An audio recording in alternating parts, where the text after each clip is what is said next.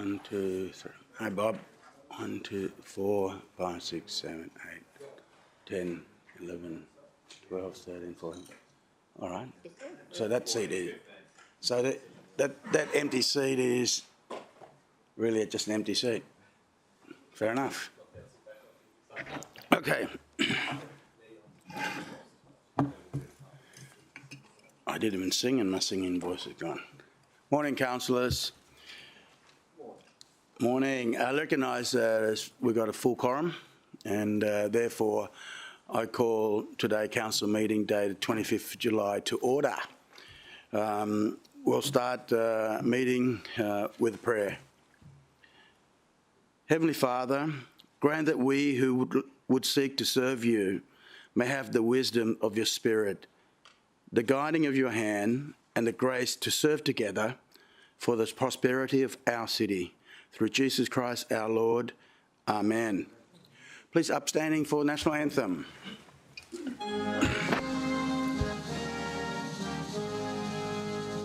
Australians, oh, let us rejoice, for we are one and free. We've golden soil and wealth for toil. Our home is girt by sea. Our land abounds in nature's gifts, all beauty rich and rare. In history's page, let every stage advance Australia fair. In joyful strains that let us sing, advance Australia fair.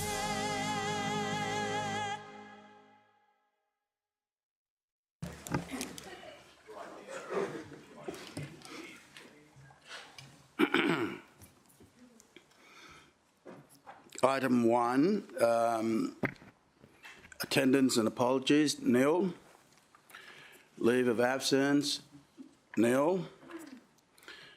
Condolences, have a late condolences, just came in, so we'll start with that one. Councillor Gates. Thanks very much, Mr Mayor. I'd like to move that a motion of condolence be passed and a message of sympathy sent to the Young family on the passing of Mary Frances Young. Second, Councillor Jones. Mr Mayor, Mary Young was, of course, our colleague Pauline Young's mum. She passed away on the 2nd of July, just 12 months after losing her beloved husband, Pauline's dad. And during that year, the following year, she encountered major adjustments to life as she'd known it for over 60 years. Mary Young was mum to 4 children. Our Pauline was the eldest and no doubt the bossiest. But Mary Young was also a pioneer in the real estate industry in southern Gold Coast. Probably the very first truly successful female real estate agent whose company still thrives today. I'd have to say that Mary's faith sustained her over the last 12 months and her heart was truly broken when her hubby passed away. But her passing was peaceful and we send our love and deepest sympathy to the Young family on what is a massive loss, not just to the family but to the wider community of Burleigh and the Gold Coast. Put motion to, all in favour show of hands. Against, motion carried. Could you add Councillor Gale, O'Neill, Councillor Vorster, Councillor Patterson, Councillor Owen Jones, Councillor Corwell, Councillor Castra, Councillor Peter Young, Councillor McDonald, Councillor Taylor, Councillor Brian Lumsden, Belden Lumsden. Oh, everybody, beg your pardon. I should have just said that. Everyone, okay? Next one, I'll go to Councillor O'Neill. Thanks, Mr Mayor. Mr Mayor, I propose a motion of condolence be passed and a message of sympathy be sent to the Koala family on the passing of Jed. Seconder, Councillor Peter Young. Mr Mayor, Currumbin farewelled a local legend late last month. Jed Koala was a husband, father, a son, a brother and a friend and one of the really good guys. Jed was only 43, married to Jacinta and father to Willow, Max and Ruby. Jed was diagnosed with a brain tumour just over 12 months ago, and through the generosity of his local community, who raised over $100,000, had travelled to Germany for treatment last year. But unfortunately, this was unsuccessful. Jed was a local filmmaker, an educator and the creator of In the Bin Short Film Festival. I loved and supported our In the Bin film festivals that Jed ran, firstly from Palm Beach Currumbin High School, then to the most wonderful outdoor space opposite Currumbin Wildlife Sanctuary. His last couple of festivals were on the village green space within the sanctuary. Such a grassroots community event. He also toured the country educating young people in filmmaking and lectured at TAFE on this passion.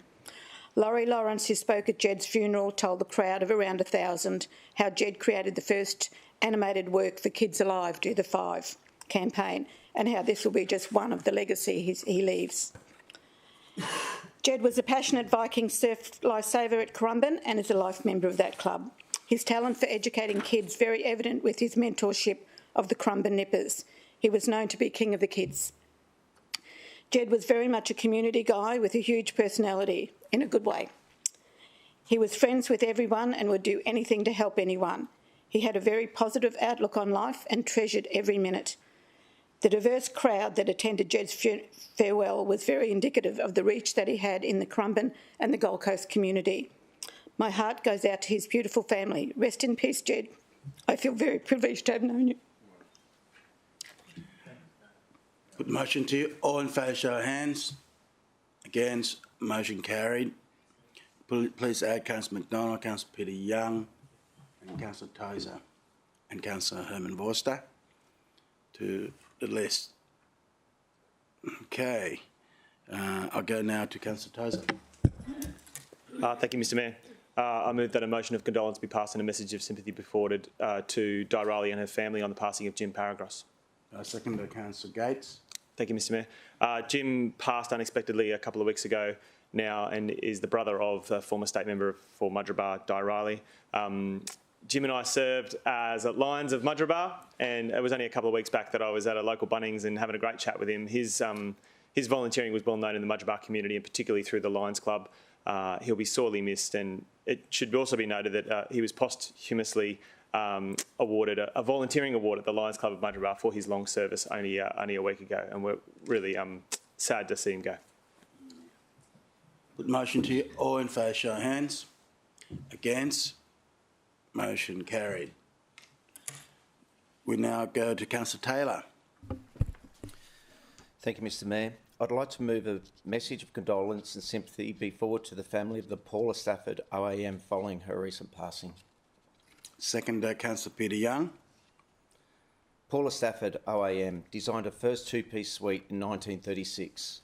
She gained popularity from creating beachwear upon request. You could select a design within 24 hours and Paula would have it ready for holidaymakers to wear on the beach. She drew international attention when she created the Paula Stafford bikini in 1952. Paula established swimwear from her ground floor Cavill Avenue home, which she modified to accommodate demand for her swimwear. Her success led to supplying around 400 Australian shops and employing 65 staff. Paula's legacy will be lived on through the Paula Stafford Park, named in her honour, next to the Currow Park.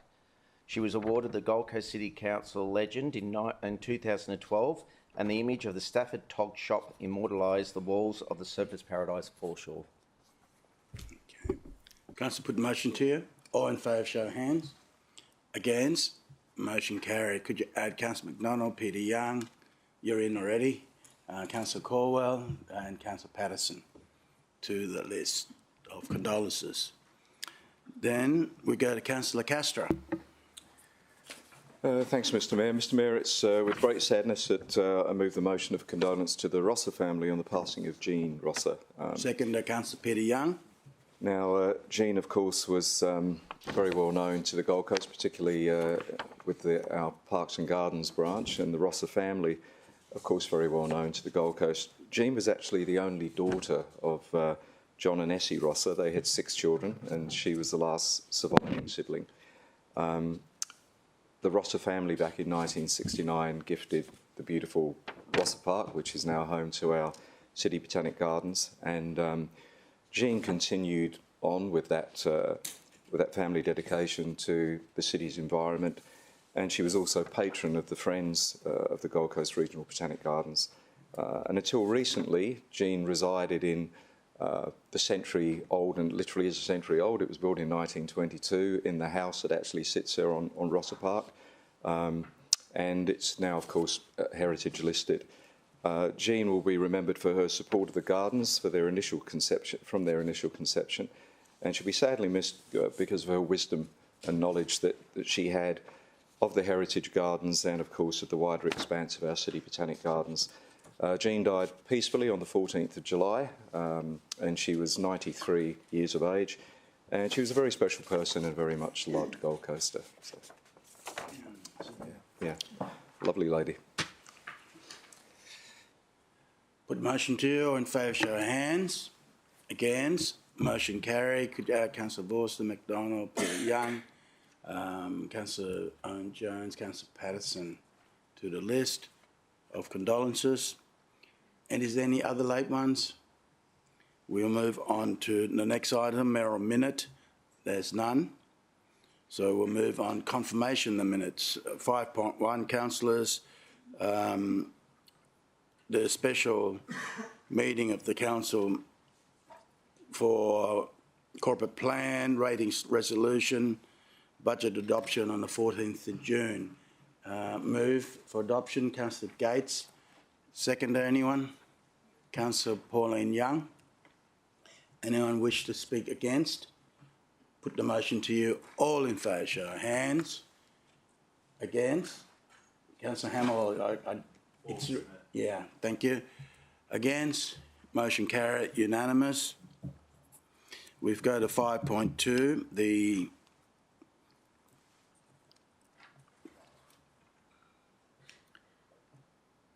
council meeting dated 14th of June, the full council meeting, 10 a.m. Any corrections, anyone on that? Okay, someone like to move adoption? Councillor Gates. Seconder, Councillor O'Neill. Put the motion to you. All in favour, show of hands. Against. Motion carried. Next item, councillors. Mayor's report.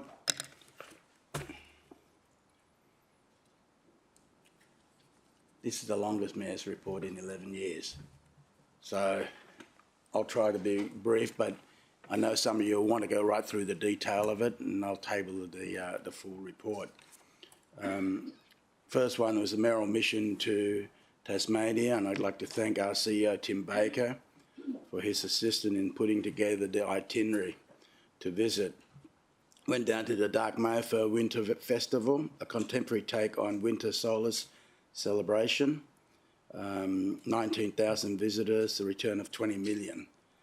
Then we met with Hobart Lord Mayor Anna Reynolds, and one thing I recall, she would wish to have a light rail in Hobart. So we'll do what we can to help her with some ideas.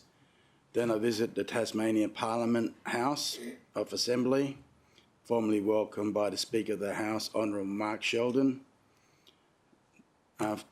After the Deputy Premier, Treasurer and Minister for Planning and Minister for Infrastructure and Transport, Michael Ferguson, we caught up and discussed Queensland, Tasmanian parliaments and happenings. And we caught up with the Arts and Culture and Attorney General of Tasmania, Elsie Archer, as well. Next up, Hedberg Centre, which is a performing arts precinct encompassing the historic Theatre Royal and the University of Tasmania. And then we met with Todd Babiak, CEO of Brand Tasmania. Brilliant man, turned the Brand Tasmania incredibly. Anyway, love to get him up here. The final meeting of the day was Luke Martin, CEO of Tourism Industry Council Tasmania. And the next day, of course, we got to catch up with Mona and how basically Mona's turned the tourism industry on its head, and people go down to Tasmania even in winter, to visit Mona. Next one was Logie's, the Knights of Night for television, and after 2 years of hiatus, and it was good to see. Congratulations to all the winners. Screen Queensland Logie Industry event on the 19th. It's events like this that, even though you got the Logies on, they're able to have industry leaders to discuss what's next for the television industry, and one of those things, to be held on the Gold Coast, it means that we have more opportunity to create further film and television being filmed here in our city. Then the red carpet, the award ceremony itself, and yes, I was photobomb of the two girls there, and it was a great night to have by all. I think caught up with Carl. I don't know how he ended up that night, but he was in good spirit already.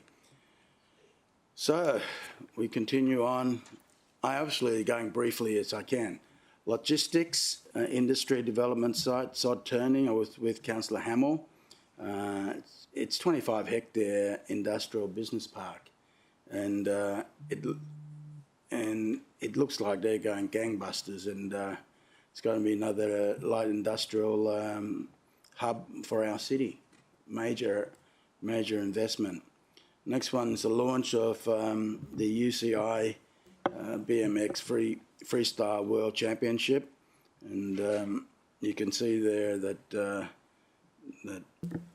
Logan Martin is there. Everyone knows he's world champion and gold medalist, and all good. That's at Carrara. Next one, Industrial Public Art Advisory Group meeting, and thank you for the group to take up this mantle, chaired by Dr. Tony Matthews, with member Ruth Della, Brett Levy and Michael Papagiorgio. And we look forward to seeing positive outcomes over these 2 years. Next one, meeting with United Kingdom Trade Envoy to Australia, Lord Ian Botham.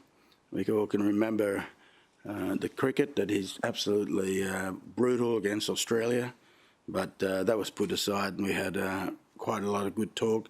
The free trade agreement between the UK and Australia, there's so much opportunity for our city that that's part of the reason that we're going over for the Merrell mission, flying out tonight.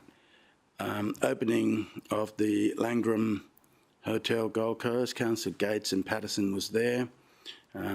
It resides at Jewel Tower, so finally it's open. Beachfront, what can I say? It's the highest star rating in our city. Next one, Merrell Intergenerational Practice Forum. This was the first event of its kind to be held on the Gold Coast. The forum brought together researchers, a range of industry members, community members and others who have an interest in bringing together older and younger people.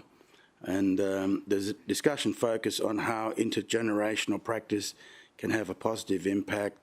And so Old People's Home with 4-year-olds, and they came together and spoke. And Councillor, I think Councillor Vorster, you're the MC there, yeah? No, Mr. Mayor. Typically I would be, but not on this occasion. Oh, all right. But Councillor Patterson and Owen Jones were there. Next Level Driving Training Simulator Partnership.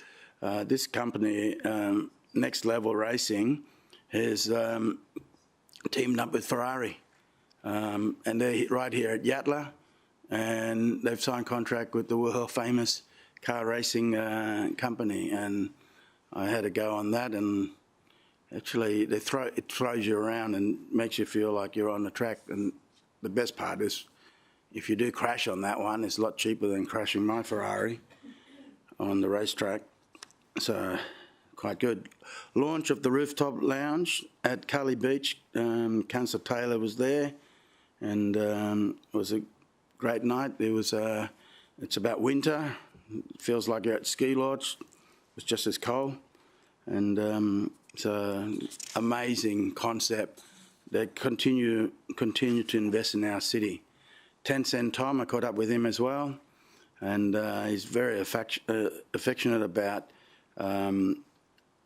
wanting to put one of his bins here so that we can collect plastic bins and money goes to charity. So well done, Tom. Disaster Activation Recognition Event. Councillor Gates was there cutting the cake. And this event really opportunity for the city to recognise staff responding to severe weather in February and March this year. And, we got flooding and commercial property affected. And I can tell you that both Elton and Alison gets my phone call all hours of the night when the time of disaster, because I want to know what's going on.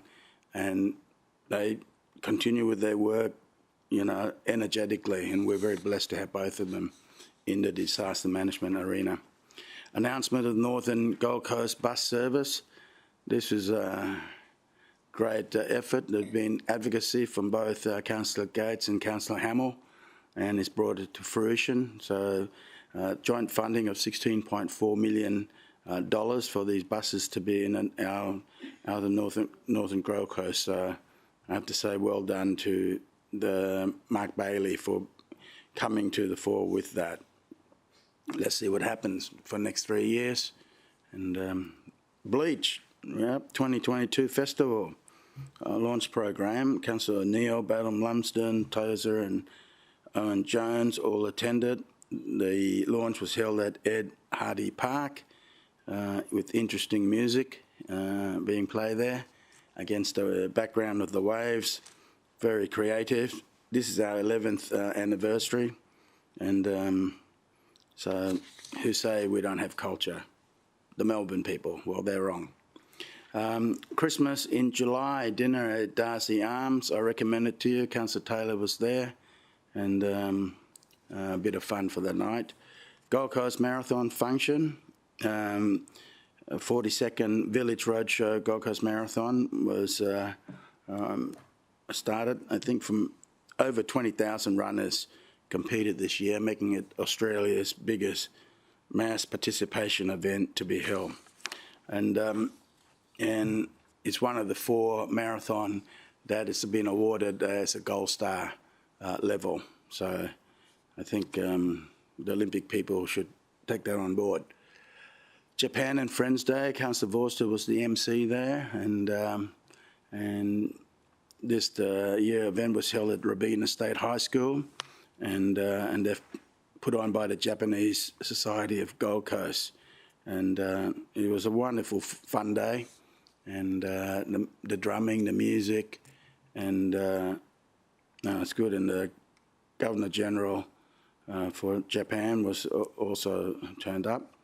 Next one, there's a real mix of events. Next, then I go straight to the IBF Cruiserweight World Title Boxing, and where the world champion Levias Maris is against Jai Opataya, and Jai broke his jaw in the second round, and on one side his left jaw, and then broke his right jaw on the 11th round. So both jaws were broken. Kept going, and he won.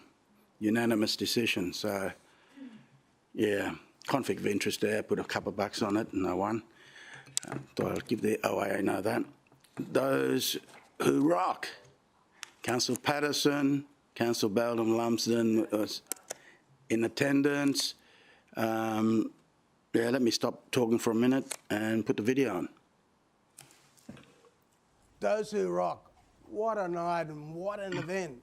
To see 200 local guitarists live on our hotter outdoor stage was magical. This is what our city is about. Local, live music and amazing talent. I'm so proud of this event, and it was great to see the crowd get behind this amazing guitar fest. Those who rock sure did rock.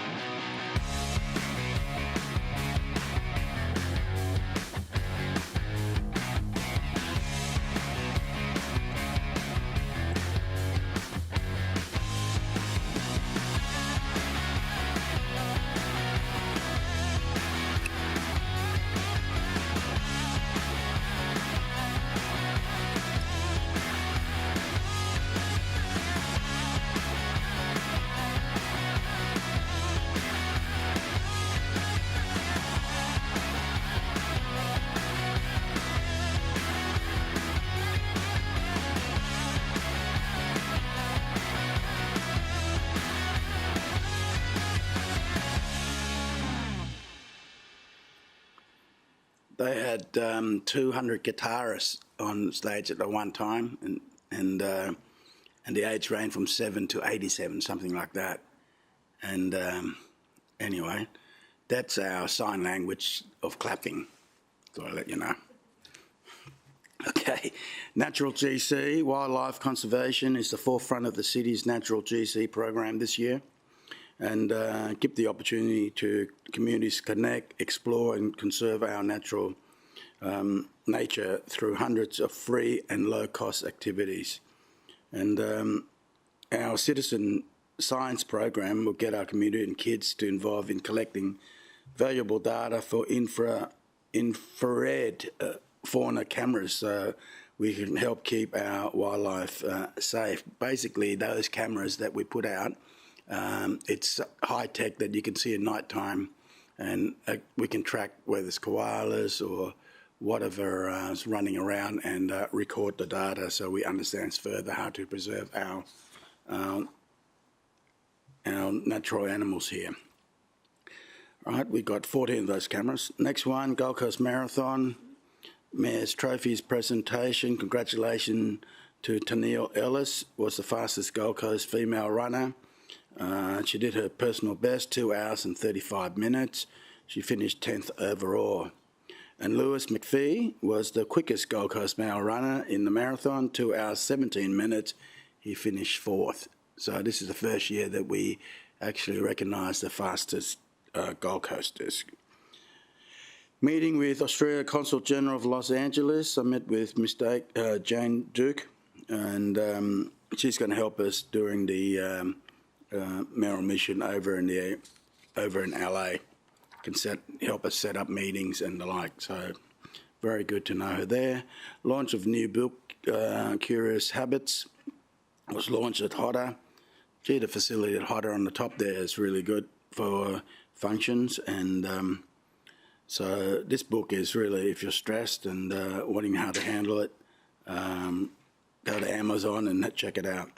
CFM, Row for Life charity, they're aiming to raise $100,000 for 10 local charities, and so we got there, did some rowing, and I donated $1,000 to keep it going, but the funds include Rise Up, Serving Our People, Currumbin Wildlife Hospital, Preston Campbell's Trust, Gold Coast Community Funds, Arcadia College, White Cloud Foundation, Volunteering Gold Coast Hospital Foundation, and Global Awakening Fund.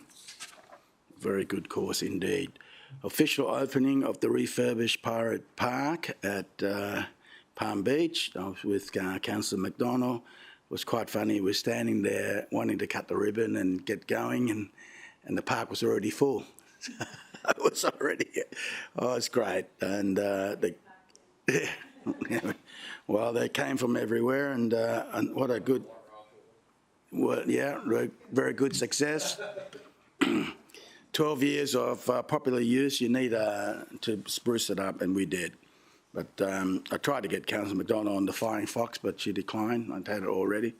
But anyway, Come From Away Broadway musical. Fantastic. Yeah, did you? It's so much fun in human tragedy, and yet the ability to help each other, and what a good pace. And this is what the mayor said, that we saw it in March in London. Her words is that this one was more fun, more energetic, and so what it means is that we can attract world-class performance right here on the Gold Coast, internationally.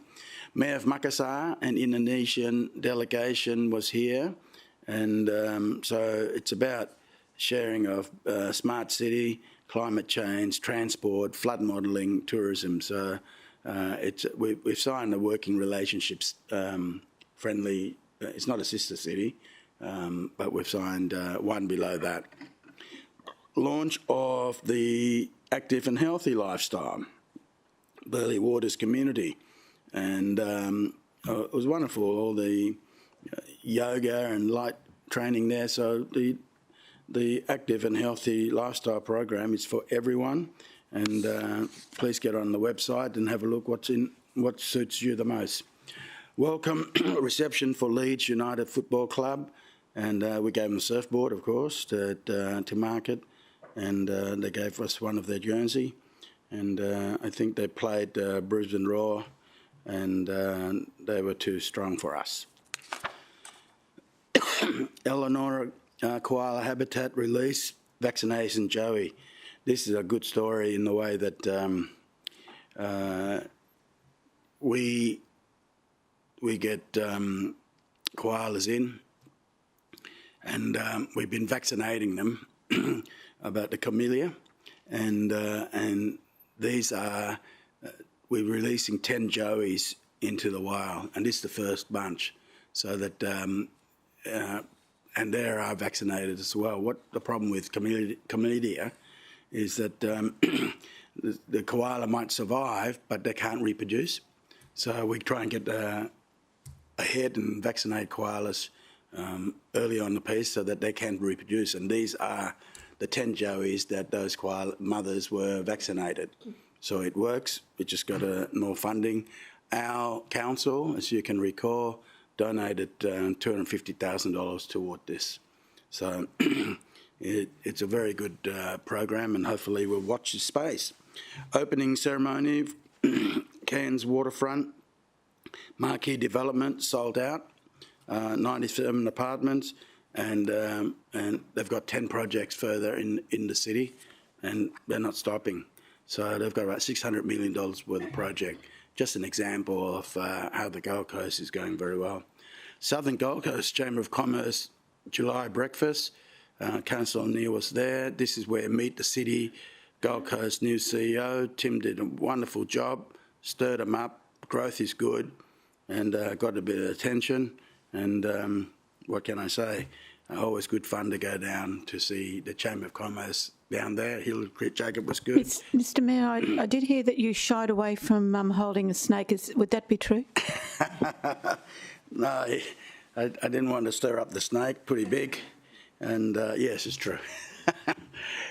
Right, celebration, 40th anniversary, Sister City with Taipei. We did it electronically. And another example where I can catch up with Mayor Kerr on video call, and we celebrated 40-year Sister City anniversary together, and without going there, and we talked about how we can work together on smart education. They've got some applications there that we could use, and let's have a look at it. Launch of consultation city transport strategy, and so community consultation has commenced. Please check the website or get officers to send down, because there's one in your area. It'd be good for us to get down there and really listen firsthand of people's input. Wadu and Cotloo Street upgrade is commenced, $19 million, and so the roundabout will be traffic light and make it place safer, and the traffic flow should flow smoother. Meeting with our future leaders, Junior Council Executive Committee. Wonderful young adults there, and Junior Mayor Sam, he's going to do medicine, and he's the one, as you look at the screen, second on my right, tall fella there, but everyone's a tall fella next to me.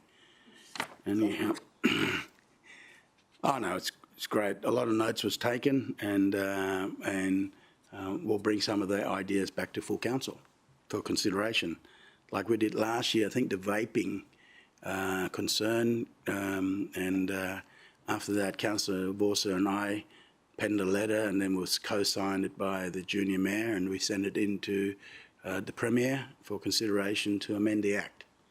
So they do have an input. Announcement of 10 years to go, Olympics there at our Carrara Stadium, and legacy continues as far as we're concerned. That sports and leisure at Carrara, I'm advised that the usage, it's a massive bill, But the usage, I can tell you now, it's 94% occupancy by local students and schools. So that's a wonderful legacy, and we've started it back from Commonwealth Games, and we'll continue as we march towards co-hosting the 2032 Olympic Games.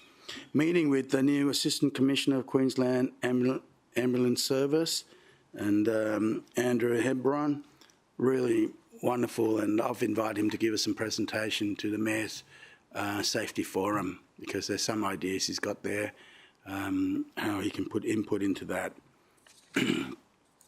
Meeting with Commonwealth's Walkway Outdoor Trust, Jim Walker, very impressed with what we did, and he did voice that Her Majesty the Queen did mention how she appreciated of the walkway we created here on the Gold Coast. She's very well aware of it.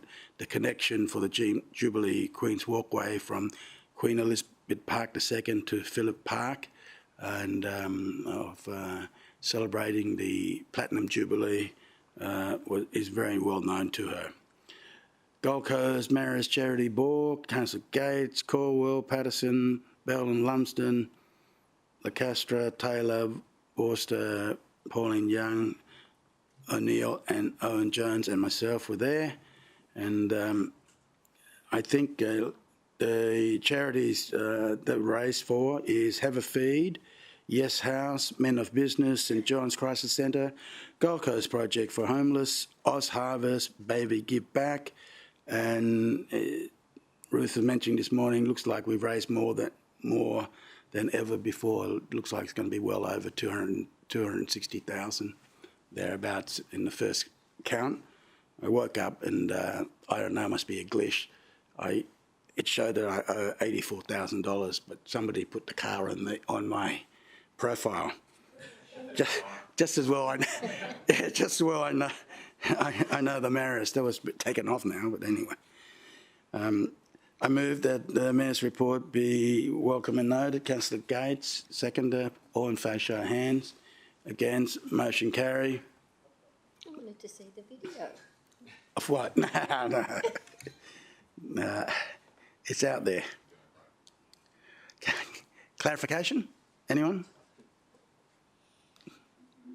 No? Okay. Business arising from the minutes. What's on? No. Business arising from minutes? Good. Presentation. Let's go to first one. We're going to recognise Timothy Thorley. Who's going to speak on that? Oh, sorry. Councillor. Mr Mayor and councillors, presentation to Timothy Thorley, or Tim as we know him, in recognition of his community services in stopping a violent assault at Burleigh Heads.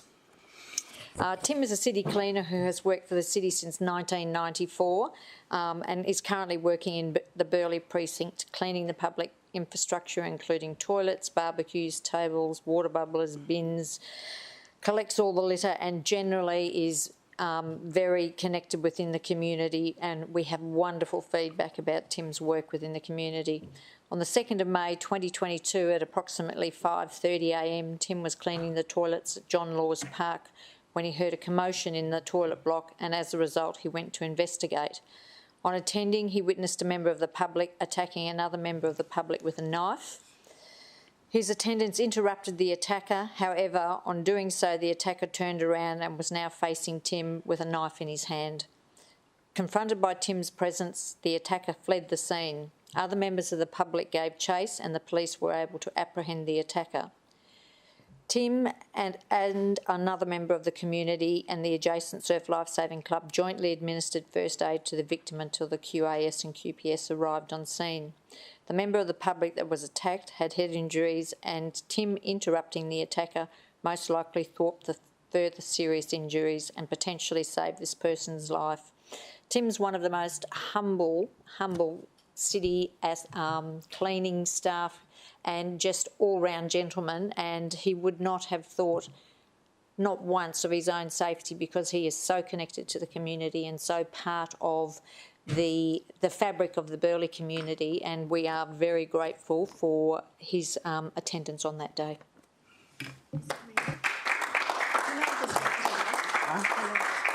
Yeah, just a second. Councillor Gates. Thanks very much, Mr Mayor. I just wanted to add a vote of thanks on behalf of us all.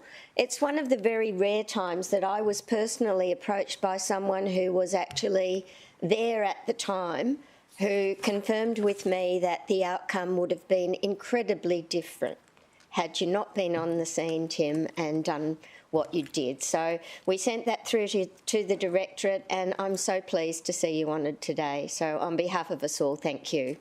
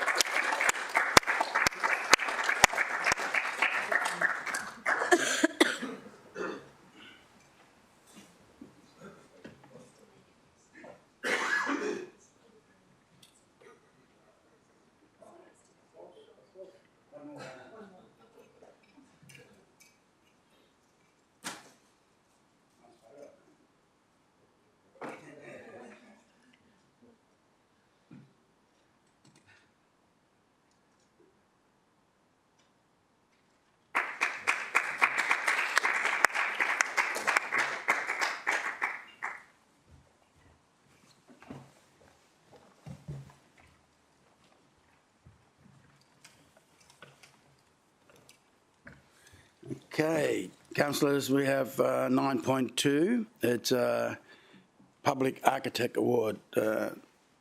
Director Twain. Thank you, Mr Mayor. Mr Mayor and councillors, last week we became aware that the city has received another great acknowledgement for the work that we have done.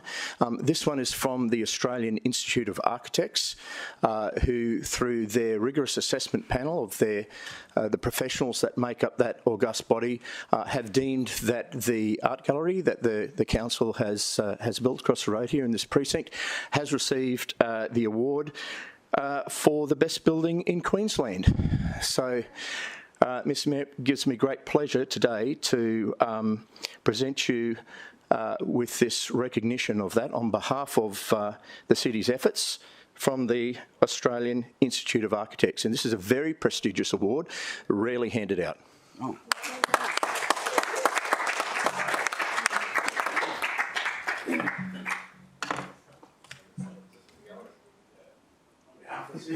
Wow, that's sweet.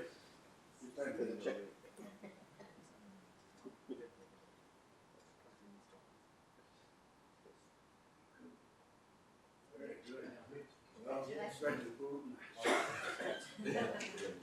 Well,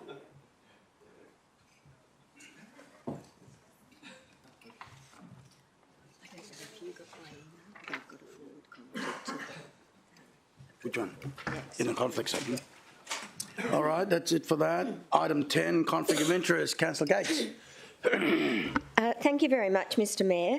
Mr Mayor, you're going away tomorrow, and I've been approached on to have a meeting on behalf of the city with the CEO of Queensland Racing.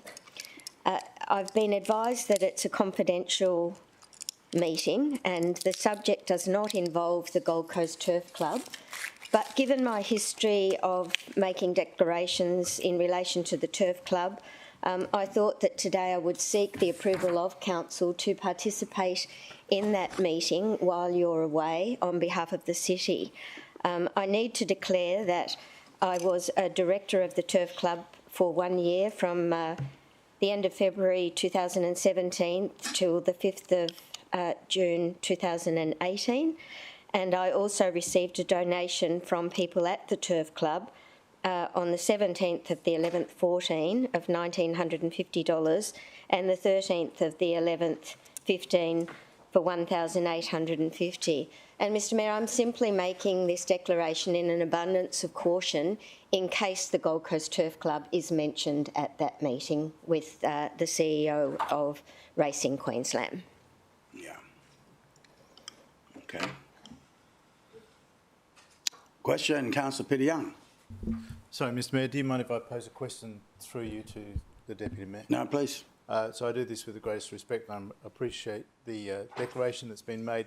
I have a faint recollection that you may have received a donation from Racing Queensland or Trotting Queensland or some entity like that in the past? Certainly not. I received a donation from Mr Kevin Seymour, personally, as far as I know, never from any industry body. Thank you. And Mr Seymour was formerly associated, I think, with harness racing, and I'm only aware of that because Council approved a harness racing track at Alberton that he was the applicant for in a personal capacity at the time of when I represented that part of the city. But I've never had any meetings with Mr Seymour about harness racing, so... Thanks, Ms Mayor. Thanks, Deputy Mayor. Councillor Vorster. Thank you very much, Mr Mayor. Mr Mayor, through you to Councillor Gates. From time to time I've noted that my brother's a supplier of financial services to the Gold Coast Turf Club, and I acknowledge that based on what you're saying, the Gold Coast Turf Club may not even be raised in conversation. But I just wonder from your perspective, knowing what you do know, whether you may believe there's any reasonable suggestion that the Turf Club may stand to make a gain or suffer a loss so that I can inform my own thinking around participating in your conflict of interest declaration. The meeting has nothing to do with the Gold Coast Turf Club, but I'm personally concerned now that Councillor Young has raised his question.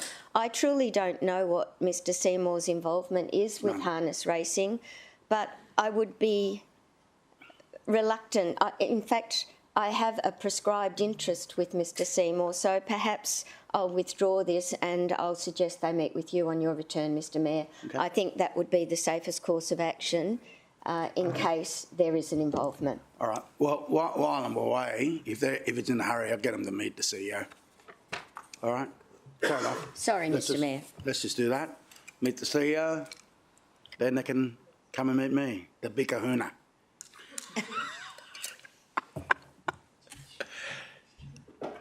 Right, number 11. We're going to lifestyle. Sorry, Mr Mayor, I do also have a conflict of interest declaration that was displayed on the screen. Could you just scroll up, please? Thank you very much, Mr Mayor. Pursuant to section 150 EQ3B and the other one, I'm giving notice that I have a declarable conflict of interest in a matter and the nature and the particulars of which are as follows.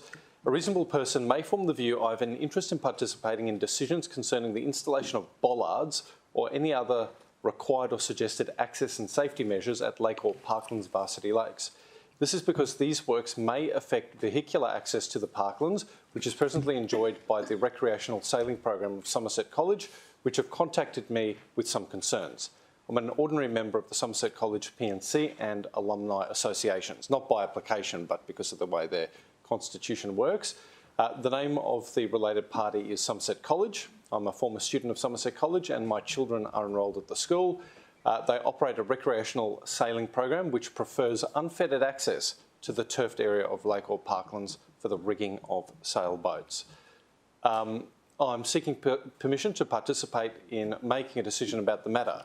Varsity Lakes has very limited open space and the careful management of the space is required to ensure the community can recreate safely. While Somerset College may be affected by the installation of access control measures at the park, they are but one stakeholder of many community groups besides the thousands of residents who would be affected by the outcome. My involvement will ensure that these competing demands are carefully balanced to achieve the best, highest and safest use of this precious open space. Besides, my involvement in these two associations is in effect involuntary and a function of the school's constitution. It's arguable that an exemption under 150EO1BIV of Local Government Act should apply, rendering this declaration entirely voluntary. Okay. Procedure motion. There's a draft there. Someone would like to move procedure motion? Anyone? Thank you, Councillor Tozer.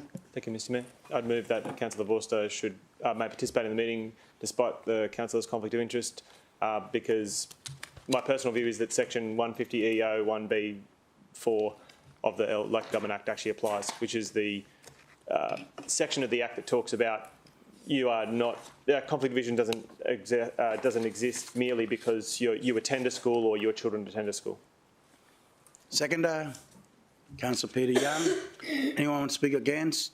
Put the motion to you. All in favour, show of hands.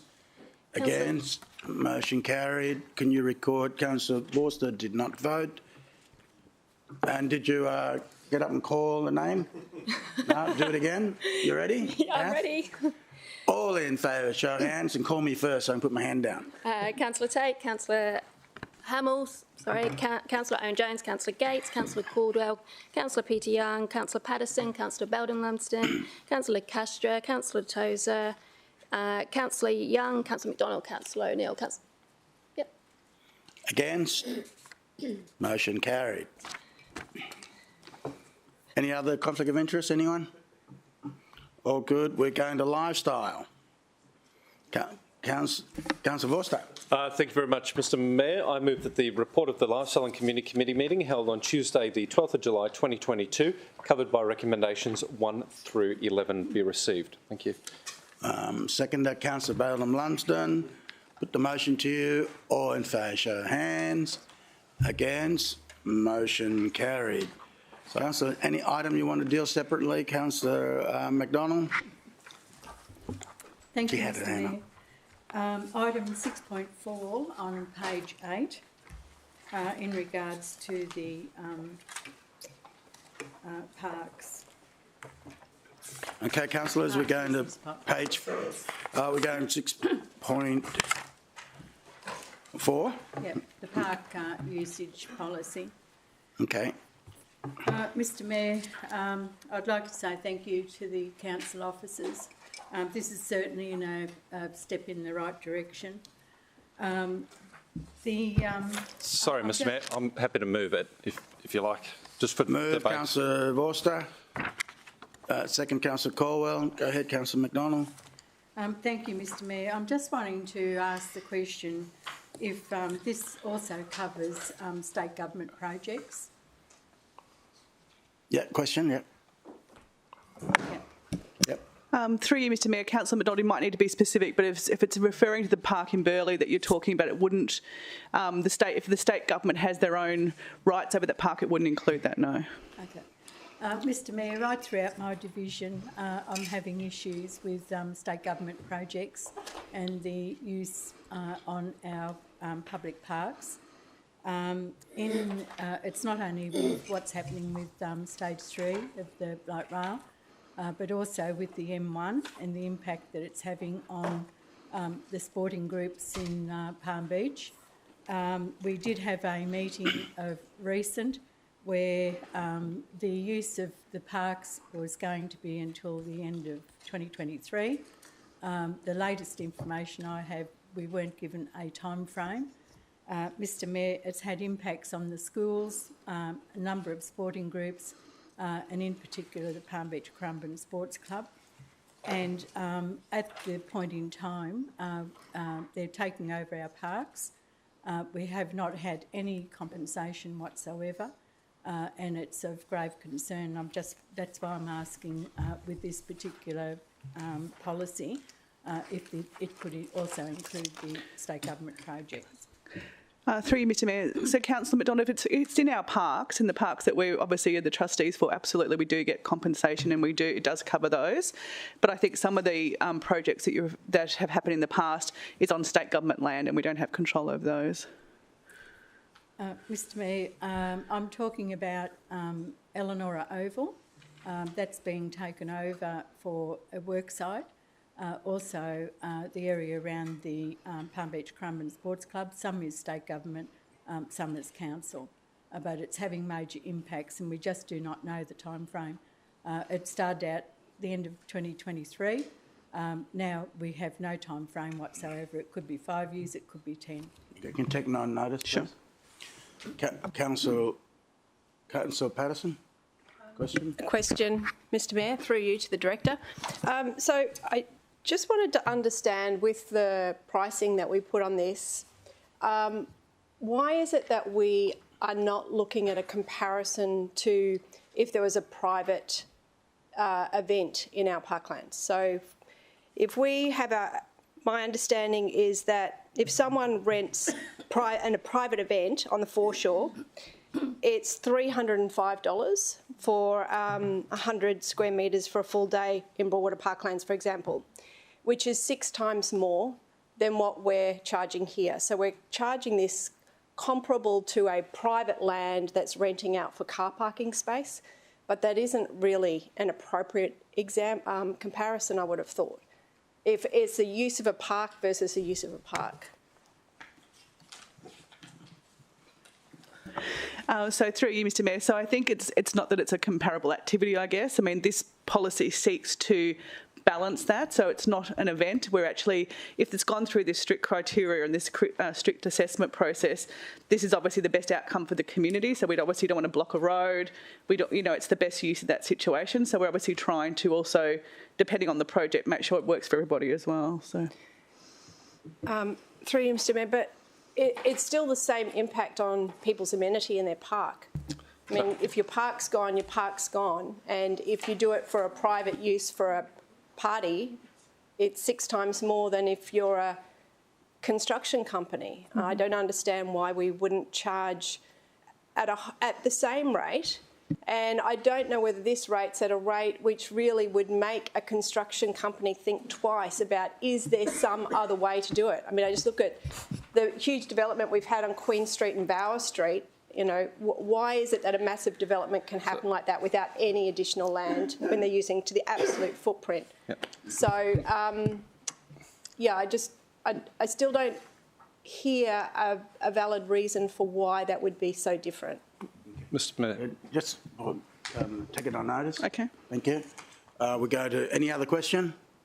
Councillor Vorster on the speaking for. Yes, thank you very much, Mr Mayor. Thank you for giving me the opportunity just to put on record once again why it is that we have this report today and just how good it is for our community for us to support this outcome.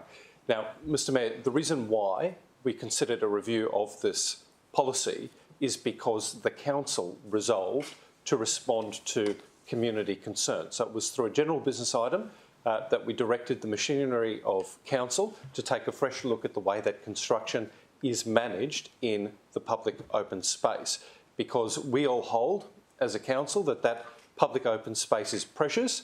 It delivers an incredible amount of amenity, and in the face of a growing population, it's even more important over time than it is today.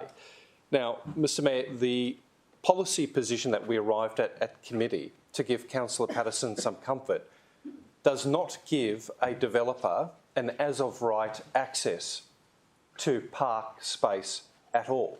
In fact, the presumptive position is that they have no access to the park. So that's where we're beginning. So, Mr Mayor, to Councillor Patterson's question, how is this different to an event application?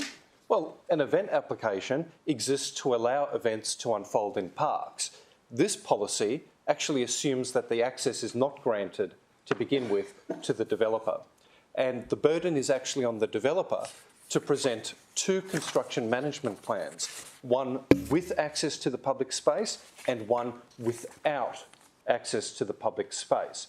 And then city officers can make a judgment as to whether the public interest is served, because development can happen maybe 12 months ahead of schedule compared to permanent road closures causing catastrophe in our transport network. So we begin with a position that parks are open to the public and we protect that access. Mr Mayor, through you again to Councillor Patterson, one of the other ways that this policy is different to an event application is that it accrues revenue into a new budget centre to fund future upgrades and embellishments to local parks in that area. So an event might come into a space, they might pay a fee, but they're actually not leaving any legacy behind. And for the first time, we've got a policy that collects the proceeds of these permits and makes sure that there is a dividend back into the community, and not just the community at large, but the community that's been impacted by restricted access to their parks. Mr Mayor, what I think is the most important feature, though, of this policy is that it effectively attaches retrospectively to all development approvals that Council has granted. So if there's a development application that Council has approved, but it's not yet proceeded to construction, that developer must now adhere to this new policy. And this policy, again, puts the burden on them to demonstrate why they must get access to the public open space to support a good public interest outcome. They will pay more. They will pay more into a fund that will embellish parks that they happen to touch. But, Mr Mayor, it will also deal with the transparency issue. For the first time, construction hoarding will now need to include the actual fees that a developer pays to the city. They'll have to actually include that in their hoarding, and the community will now be able to understand at a glance how they benefit from the short-term inconvenience. That is a much higher standard than has ever been applied to the receipt of event applications, and really should respond to a lot of community concern that's existed. Now, Mr Mayor, after committee carried this, there was a little bit of conjecture in the public, in the media, and there was a suggestion from some quarters that Council should prohibit altogether access to public open space. In a utopian existence, that might be possible, but we have to be really pragmatic here at Council and actually acknowledge the fact that in a highly urbanised environment, sometimes construction activity will spill out of sight. We don't like it, but it will. And if it means that we can take a development that would otherwise take 2 years to construct and bring it down to 12 months, perhaps it is in the public interest to permit that access to public open space. But let's do it in a way that extracts a pound of flesh from the development sector, because they're ultimately the ones profiting from access to that space. So, Mr Mayor, I just wanted to thank city officers, thank everybody who supported this through the process, and acknowledge the fact that it was tested against every other local government area in South East Queensland. And I think we've landed in something that's pragmatic, balanced, and will actually ensure that the community extracts a dividend from construction. And that has never happened before. Thank you. Speaking against the motion, I'll go back to Councillor Vorster to close. Thank you. Put the motion to you. All in favour, show of hands. Against? Motion carried. All right. Councillor Owen Jones. Thank you, Mr Mayor. It's 8.4, which was a general business item, which was subject to the review of the city solicitor, who's provided some advice. It's not necessarily advice that I like, but the city officers have proposed an amendment which wouldn't necessarily see the distribution of funds to the Coomera Cubs for their batting cage, but it would see a review of the policy. So if I could read that out and get a second to Mr Mayor. It's on the screen, yeah? Is that it? I don't know whether or not it's been supplied to the Minute Secretary. So that the policy owner, in consultation with the program managers, conduct a review of the community grants policy with particular reference to projects being ineligible if they have commenced prior to receiving the funding agreement. So 1 and 2 would disappear, Mr Mayor.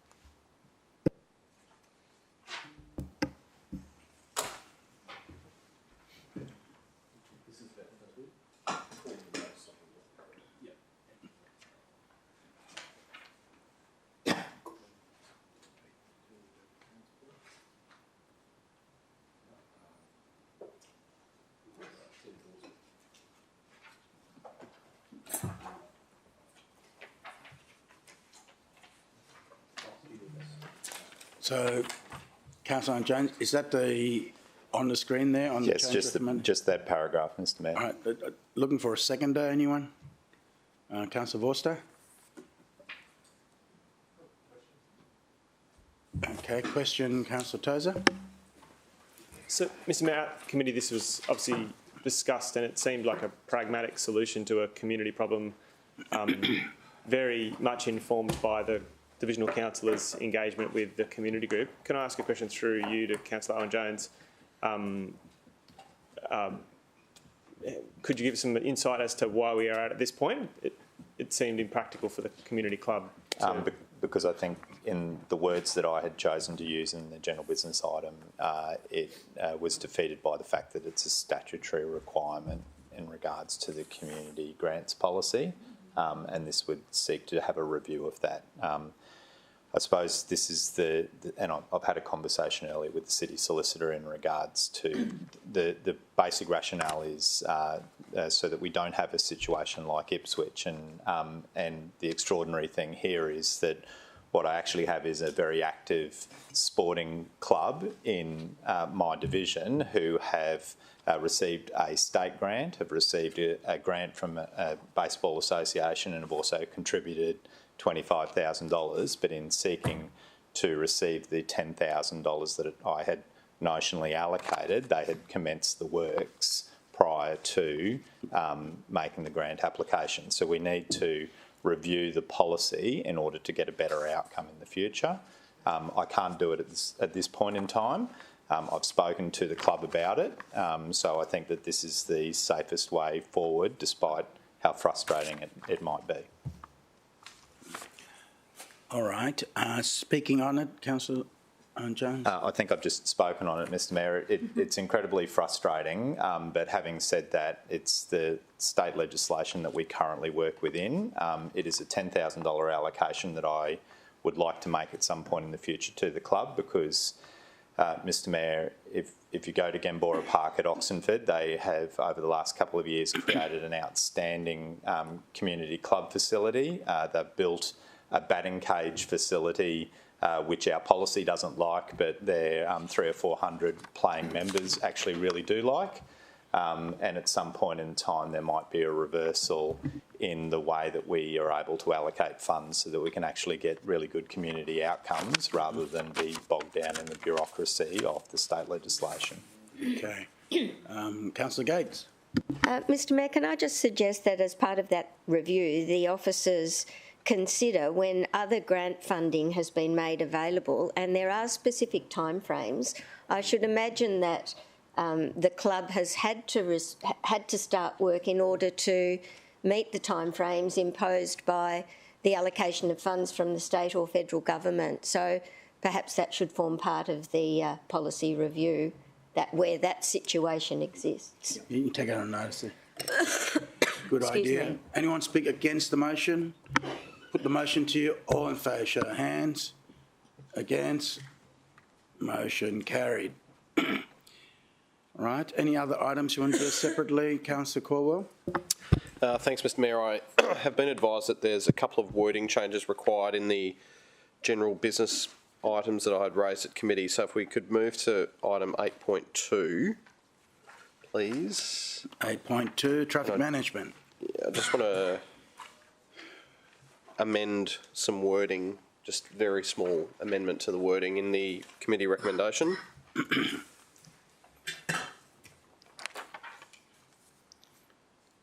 Is this the one for no stopping or something, is it? Yeah, that one. Okay. So if we could change the words, so an improved approach to the enforcement of, quote, no stopping instead of no standing. Yep. I don't know. The suggestion here seems to be that the word clearway be removed completely, but quite frankly, I'd rather see that we did have clearways and then we enforce them. So I don't see a reason why we shouldn't leave that. So unless the director has an particular opposition to the future introduction and use and enforcement of clearways. Through you, Mr Mayor, I don't have an objection. It was just there because we don't have them at the moment. So. No, and we should. And that's exactly my point. So Leave it. let's leave them there for now. But I'm happy to change that no standing to no stopping, which I think is the more technically Second, anyone? correct. Councillor Vorster? You speak on Thanks. it? I'll be brief, Mr Mayor, but as you all know, this is an area that I'm extremely passionate about. And on my way to the chamber this morning, there were 3 cars parked in the no stopping zone on the southbound portion of Holywell Road at Biggerah Waters, causing traffic mayhem at a set of lights. Completely unnecessary, completely avoidable, and shouldn't be there. At the moment, we seem to be failing time and time again to actually enforce what are very valid and important lines and signs, which are literally, we talk about this, the low-hanging fruit in keeping traffic moving in the city is to make sure that we have the bitumen available for moving vehicles when it is signed for that purpose. So, Mr Mayor, I'm not asking for anything dramatic today other than that a report be brought forward, because this is an area where we need to do better in order to make sure that people are able to move around our city in the way that we have designed it to occur. Okay. Anyone speak against? Further closing? All in favour, show of hands. Against? Motion carried. Next item, Councillor Caldwell. Mr Mayor, so if we could go to 8.3, which was the Australia Post vehicles. Third line? Sorry. Third paragraph? 8.3, and then it's paragraph 3, line 1, position 8. For anyone who remembers that show when we were kids. That a report be brought forward to the Transport and Infrastructure Committee.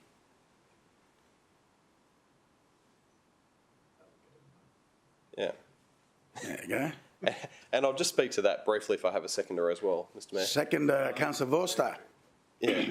So the very requirement for me to include that today illustrates the fact that we actually don't currently have a uniform or even settled approach on how we work out what to do with the damage that's being done by these vehicles. And I spoke about it a little bit at committee, but we've got these new electric vehicles which are,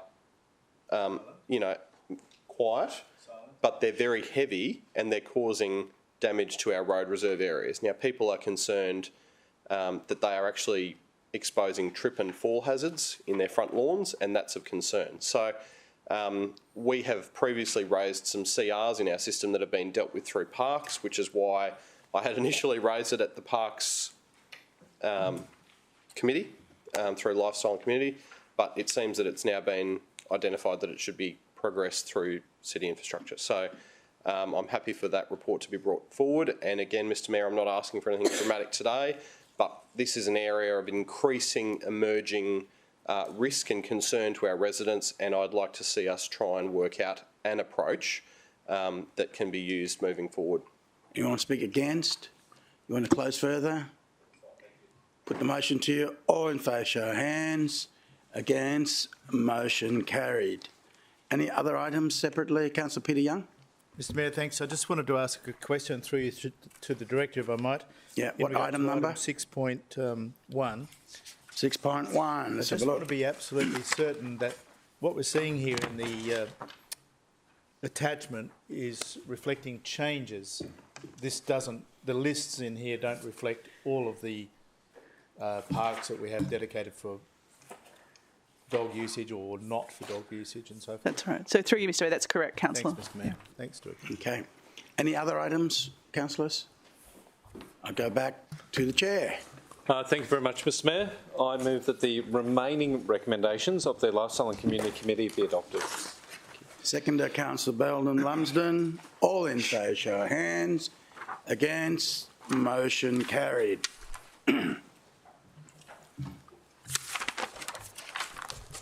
We go to Transport Infrastructure. Councillor Pauline Young. Thank you, Mr Mayor. I move that the report of the Transport and Infrastructure Committee meeting held on Tuesday the 12th of July 2022, covered by recommendations 1 to 5, be received. Seconder, Councillor Taylor, where are you? Over there? Yep. All in favour, show of hands. Against? Motion carried. Okay. Any items you want to deal separately, councillors? Councillor Owen-Jones? 6.3, Mr Mayor. 6.3, we go to 6.3. Mr Mayor, I would like to record a vote against it. I don't want to move it. Oh, okay. Right. 6.3. Who moved it in the committee? Let's have a look. Councillor Vorster, you still happy to move? Look, Mr Mayor, I am, although I'm led to believe there may be some words circulating. So I'll add that in first, and then you consider it. Tim, can you ask him to put that in? I think that's the right one, isn't it? And I'll get the CEO to explain the reasoning first. If you can just... So, councillors, off the back of our committee meeting, which I participated in, and in conversation with the Mayor, where we've landed is that it would make sense to include an additional item to the recommendations, which is on the screen. So we had a very good conversation about the process that's required for a cableway, and particularly around Commonwealth Government approval, and the fact that the Commonwealth Government will be the principal approving body for a project of this nature, given that it is in a World Heritage Area, so it is highly likely that it will be of national environmental significance. Off the back of that conversation, it also became very apparent that the state government, as the landowner, would need to provide landowner consent, and that whilst it's not strictly necessary, it would be fairly impractical for anyone to do an EPBC referral, as we call it, or referral under the Environmental Protection and Biosecurity Conservation Act, without the state government's endorsement. So what officers have suggested is that the Mayor write to the Premier seeking the state government's endorsement for a future referral under the EPBC Act, so that the council can get a sense, and the city can get a sense, on whether or not the state government would be likely to endorse that process. Now, that, to be clear, that is not, it's a potential referral. It's not a referral by the council. It's not a referral by the proponent. It's simply asking the state government the question, if a referral was to happen, would they endorse that process to take place? Would they endorse for the proposal to be assessed under what is the strictest and most complex and complicated approval process you can get in this country? So I don't think, just one final point, I don't think it precludes the other recommendations. I think that work needs to be done. It's right that that work be done, and that remains the officer's recommendations. It's simply including this additional item. Councillor Patterson. Thank you, Mr Mayor. Through you to the CEO, just so I understand, with that, would that occur after those other steps are taken, or we imagine that we would make that request now before that consultation started? So it's my recommendation that it can be done concurrently. There's no reason why the work with the First Nations people can't take place, but it's also very worthwhile in the city, considering the future of the project, to get a sense from the state government whether or not they would endorse a referral under the EPBC Act. Councillor Peter Young. Thanks, Mr Mayor. So yes, my concern is what happens if the Premier writes and says, at this point in time, we're not willing to make any commitment to that whatsoever, because my concern is elevated by the fact that previously Council decided that we would only progress traditional owner consultation and environmental values audit once we had an MOU with the state in place, and we do not. So effectively, from my point of view, all of the work that's been done to present this further report to us is inconsistent with a council resolution which said get the MOU and then present us the report. We don't have the MOU, so what's going to happen if we don't get that letter? Thanks, Mr Mayor. So through you, Mr Mayor, so the resolution of the, if this was to be adopted today, would supersede the council's previous decision to wait for an MOU. Understood. So the first point I would make is that still the city officer's view that this work needs to be done. It's good work for us to do to engage with the First Nation people in this area to get a better understanding of what an impact on the cableway would be. It's also important to recognise that you would absolutely need the First Nations community feedback in order to do the EPBC referral anyway. So, but if the state government were to write back to Mr Mayor and to the city and say that under no circumstances would they endorse a EPBC referral taking place, the city can still do it because there's no requirement under the EPBC Act, as I understand it, for the landowner to give consent, recognising, of course, councillor, that we'll still need landowner consent to build it. So and this has happened before in the past where you've had EPB approval or endorsement for a activity, but the landowner hasn't given that consent. So, and then it would be it's a matter for who the state government is, and the state government can change their mind over time. So, it doesn't preclude the work that's going on. I think, and the city officer's view is that engagement with First Nation people at this stage is the right step.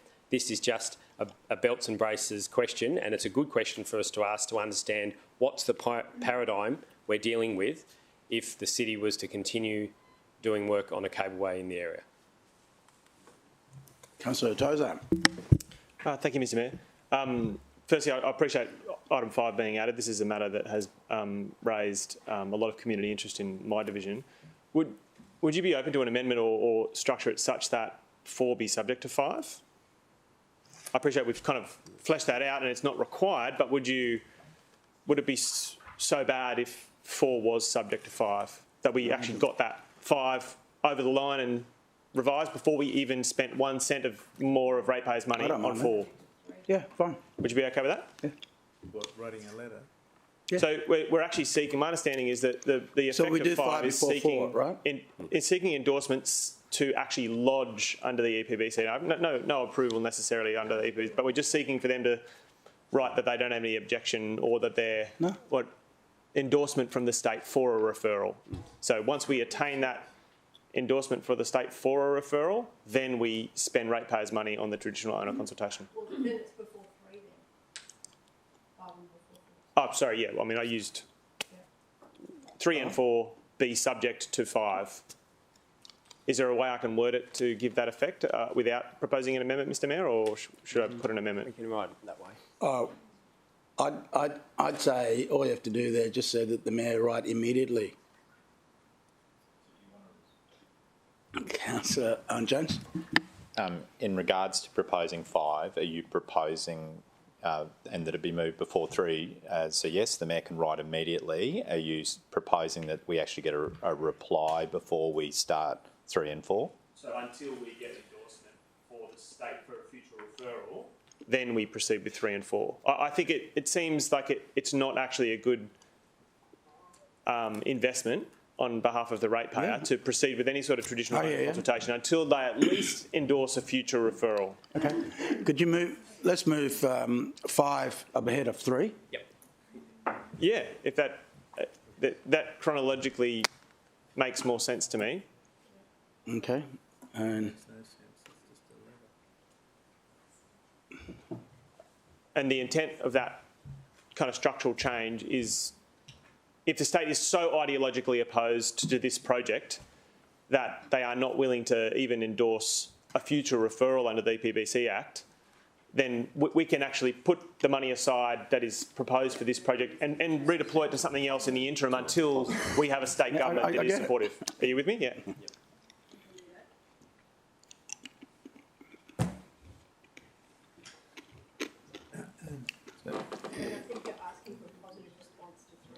I am asking for a positive response, that endorsement is sought, not just the seeking, but the attainment.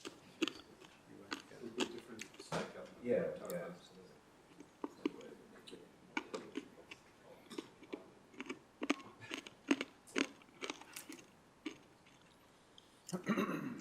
I've got to go to Councillor Bowden Lumsden. Thank you, Mr Mayor. That was the wording's now got in. I was just going to say, I think Part 4 should say that's subject to endorsement from the state, but that wording's now going in. So, Councillor Castro. Well, actually, I probably can't speak now because it hasn't officially been accepted. No, I thought it might have been a question, that's all. Well, is it a question? Well, I can frame it as a question, Mr Mayor. I mean... Oh, that's all right. We're going to get in.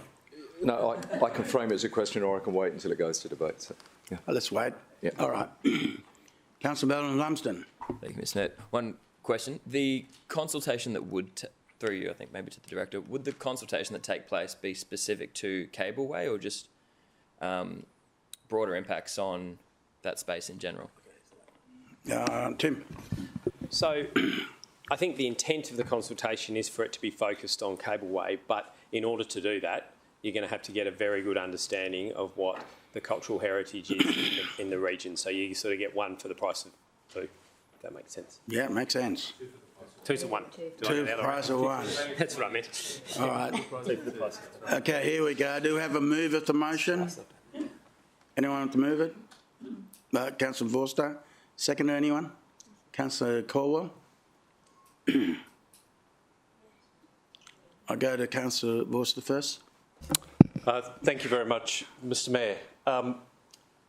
Mr Mayor, first I want to make this observation. They often say that a camel is a horse designed by committee. And I think what we're dealing with is a motion that's somewhat of a camel. We've all kind of tried to finesse it in order to at least put the council in a position where we can look at an opportunity.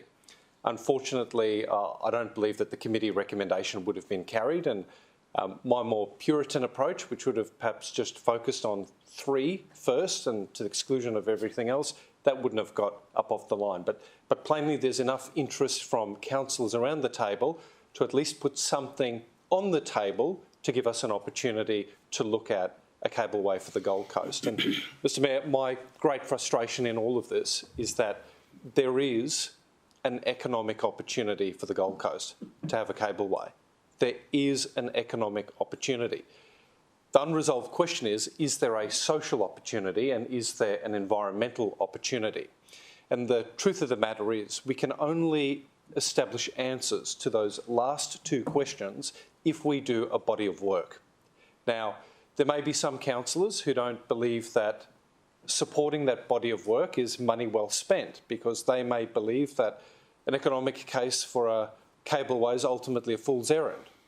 But I have to say, I firmly believe there is merit in us as a city engaging with the traditional owners of this part of the world to understand how they have valued and continue to value the space.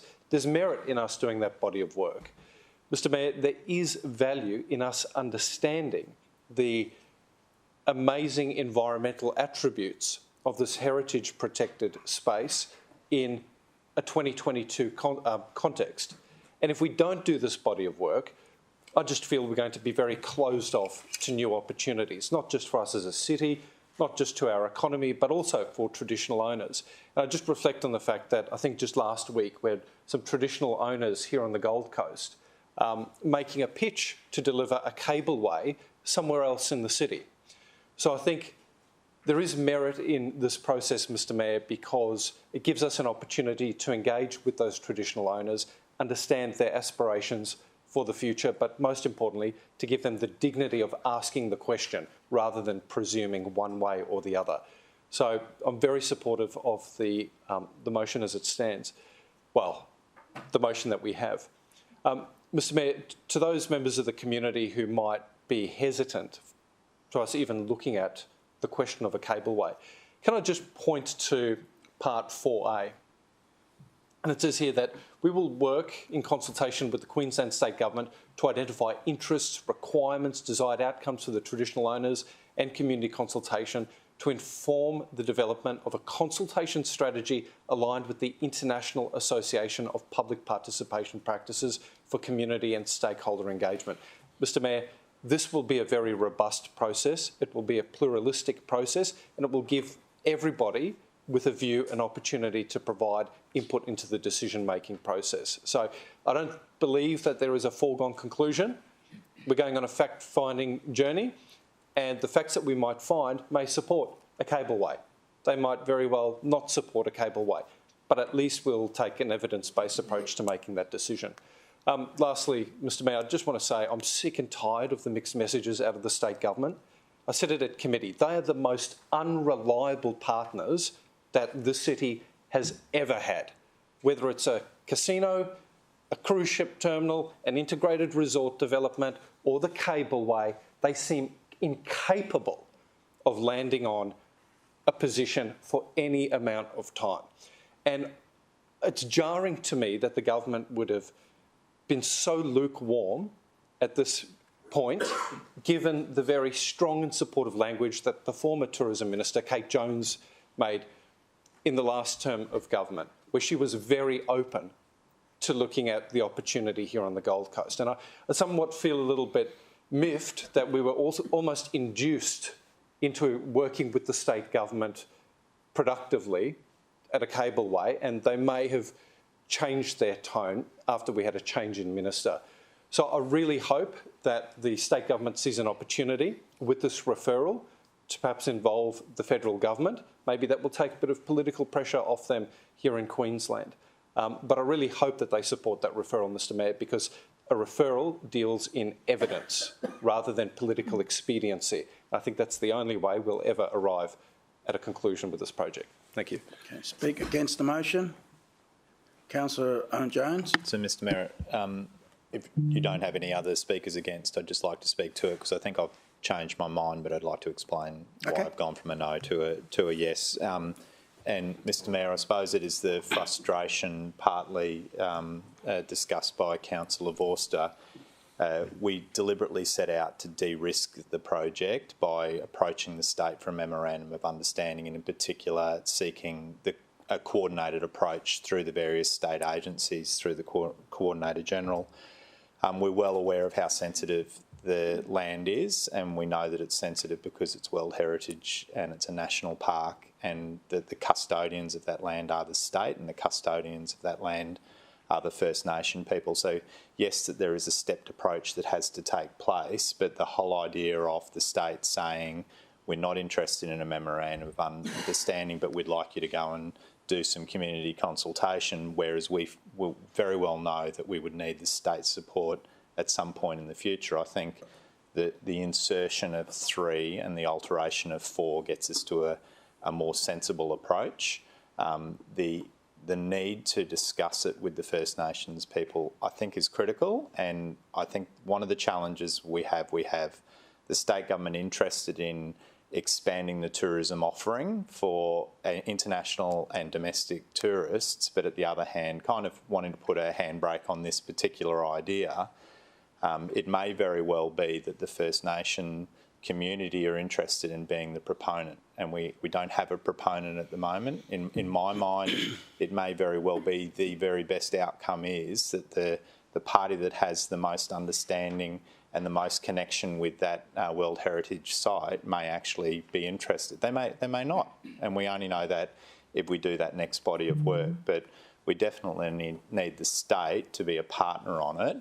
Because, as Councillor Vorster pointed out, having been here for 10 years, I've experienced cooperation with the state, and without a memorandum of understanding, without both being on the same page, we are just spinning our wheels with the idea.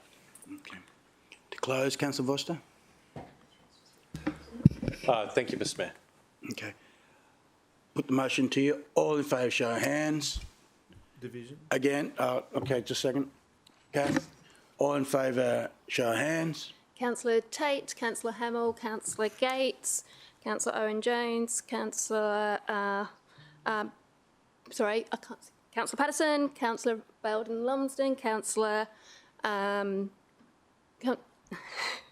Taylor, Councillor Vorster, Councillor Pauline Young, Councillor O'Neill. And can you add Councillor Caldwell too, please? Sorry, Councillor Caldwell.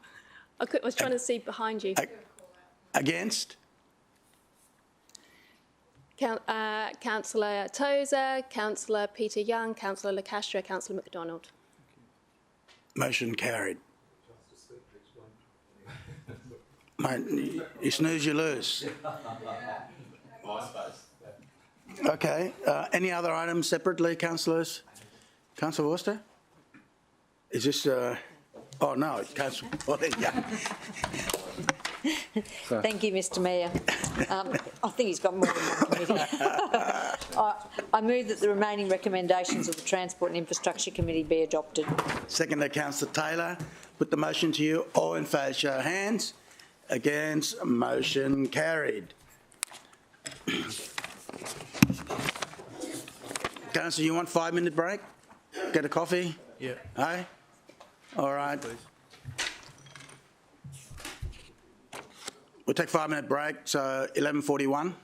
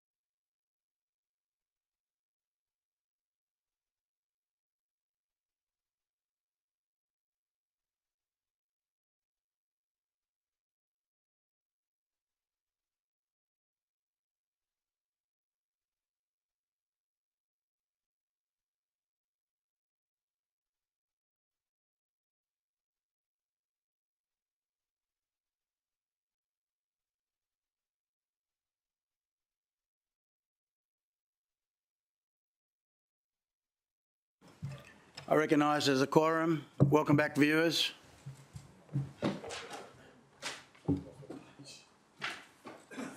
We're now at 11.3. I'll go to the Chair of Planning and Environment. Yes, or Environment and Planning, as we sometimes call it.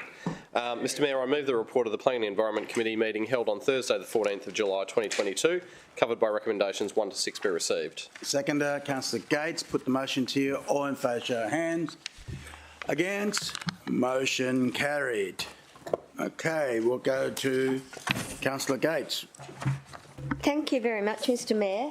Item 6.3, I didn't attend the Planning and Environment Committee, and this morning when I was having a read, I noticed 6.3 involves the concept plans for and community reference group for the next stage of light rail. I had a recollection that Place Design was involved in that community reference group and they were not mentioned in the body of the report, but as I have done in the past, I need to declare a declarable conflict of interest due to the receipt of donations from Place Design. I've had it confirmed by the Director that they were indeed involved. And so I am declaring, Mr Mayor, that I received donations from Place Design on the 15th of the 8th, 2011, 1410, 23rd of the 10th, 1850, and the 10th of the 11th, 1850, which was refunded in full, not that it matters. But I would like to remain in the room and participate due to the importance of informing City Plan into the future, and I've had absolutely no discussion with Place Design over the matter. Councillor Koala. Thanks, Mr Mayor. Just to draw to Councillor Gates' attention, I think the relationship with the other party is currently noted as in relation to Productive Gold Coast, which is not this matter. So if you just want to change, you might want to alter that. The officers were quickly trying to get this together for me, so I provided them my last declaration to work from. I've given them the notes about what the matter is relating to, and it's not Productive Gold Coast, it's the community reference group for the concept plans for the neighbourhood centre. So thank you, Councillor Caldwell, for noting that.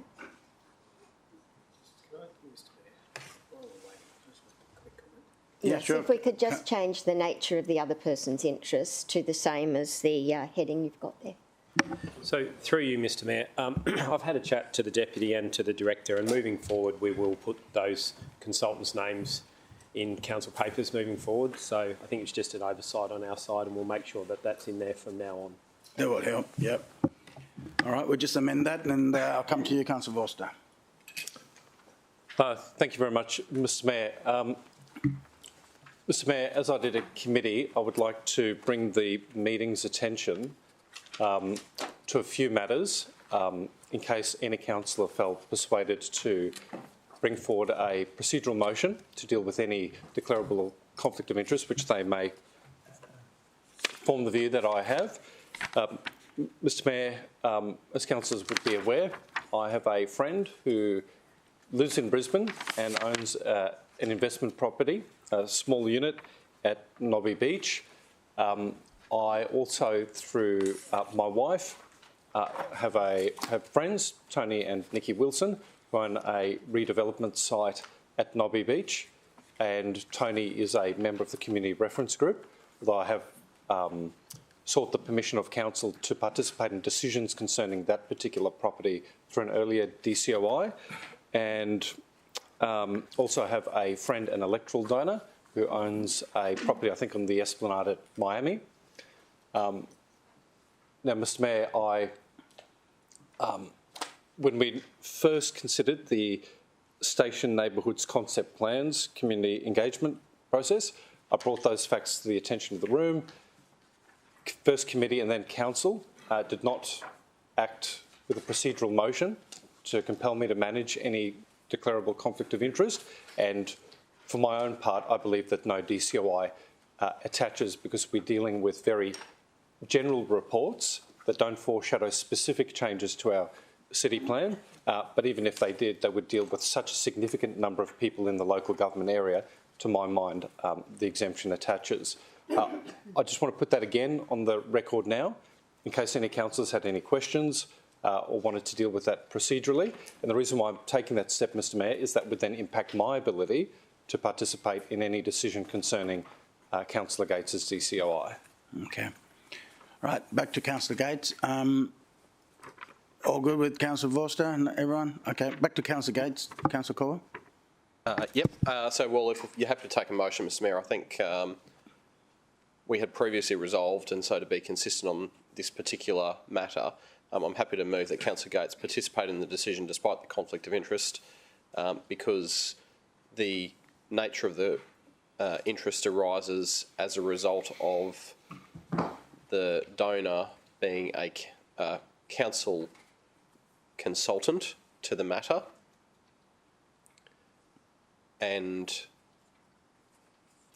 that the public interest is served by Councillor Gates remaining in the room.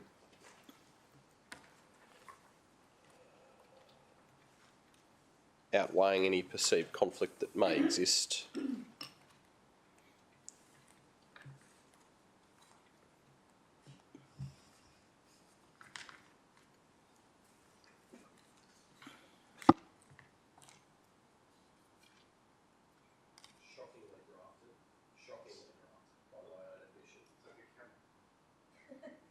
I got no one else to blame but myself.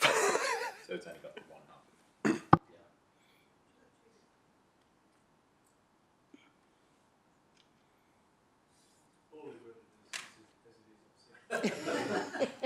up. Councillor Peter Young, seconder. All right. Anyone speak against? Kath, you ready? Ready, Mr Mayor? All in favour, show of hands. Councillor Tate, Councillor Hamill, Councillor Tozer, Councillor Patterson, Councillor Owen-Jones, Councillor Caldwell, Councillor Belden-Lumsden, Councillor Taylor, Councillor LaCastra, Councillor Vorster, Councillor Peter Young, Councillor McDonald, Councillor Pauline Young, Councillor O'Neill. Against? And Councillor Gates did not vote. Motion carried. Okay, let's deal with the item 6.3. Councillor Koala? I'm happy to move the committee recommendation, Mr Mayor. Seconder, Councillor Pauline Young. Anyone speak against the motion? Put the motion to you all in favour, show of hands. Against? Motion carry. Any other items, councillors, you want to deal with? Councillor Caldwell. Thanks, Mr Mayor. I move that the remaining recommendations of the Planning and Environment Committee be adopted. Seconder, Councillor Gates. All in favour, show of hands. Against? Motion carried. Thank you, Director. We'll see you again very soon. 11.4, Water, Waste and Energy. Councillor O'Neill. Thanks, Mr Mayor. Mr Mayor, I move that the report of the Water, Waste and Energy Committee meeting held on Thursday, 14th of July 2022, covered by recommendations 1 to 7, be received. Right. Seconder, Councillor Hamill, you there? Put the motion to you. All in favour, show of hands. Against? Motion carried. I'd like to go 7.1 first up, eh? All right. You have the floor, Director. 7.1. Tell us what we're doing here. Through you, Mr Mayor, we have a small presentation, just a couple of slides to help me through. Mr Mayor, this is a confidential item. Do we have to go and close? Is this confidential? Yeah. Oh, all right. I'll move us into close. Thanks, Mr Mayor. Into close. Seconder, Councillor Pauline Young. All in favour, show of hands. Against? Carried. Streaming off. Gallery. See you later. Which taking going to close for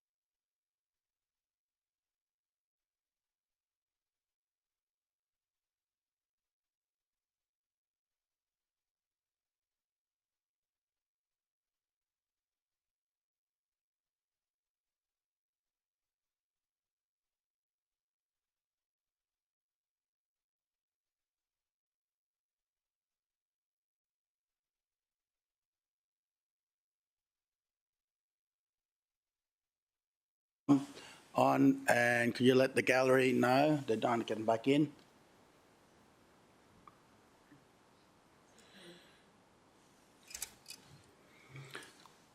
All right. Well, while all that's happening, someone like to move the motion? Move, Councillor O'Neill. Someone like to second the motion? Councillor Peter Young.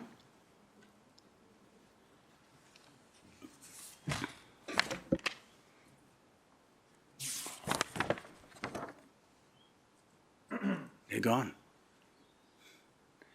Well, let's keep going. I call you to speak on the motion. Thank you, Mr Mayor. Mr Mayor, can I congratulate Mr Heaton and his team? It's been a long process. Water Waste have undertaken a long and comprehensive process with expressions of interest, tender process, procurement, and now we're at the end of the line. We've got a 10-year contract ready to go, and that will absolutely deliver the services for maintenance and renewal that we need for water, waste and energy in the city.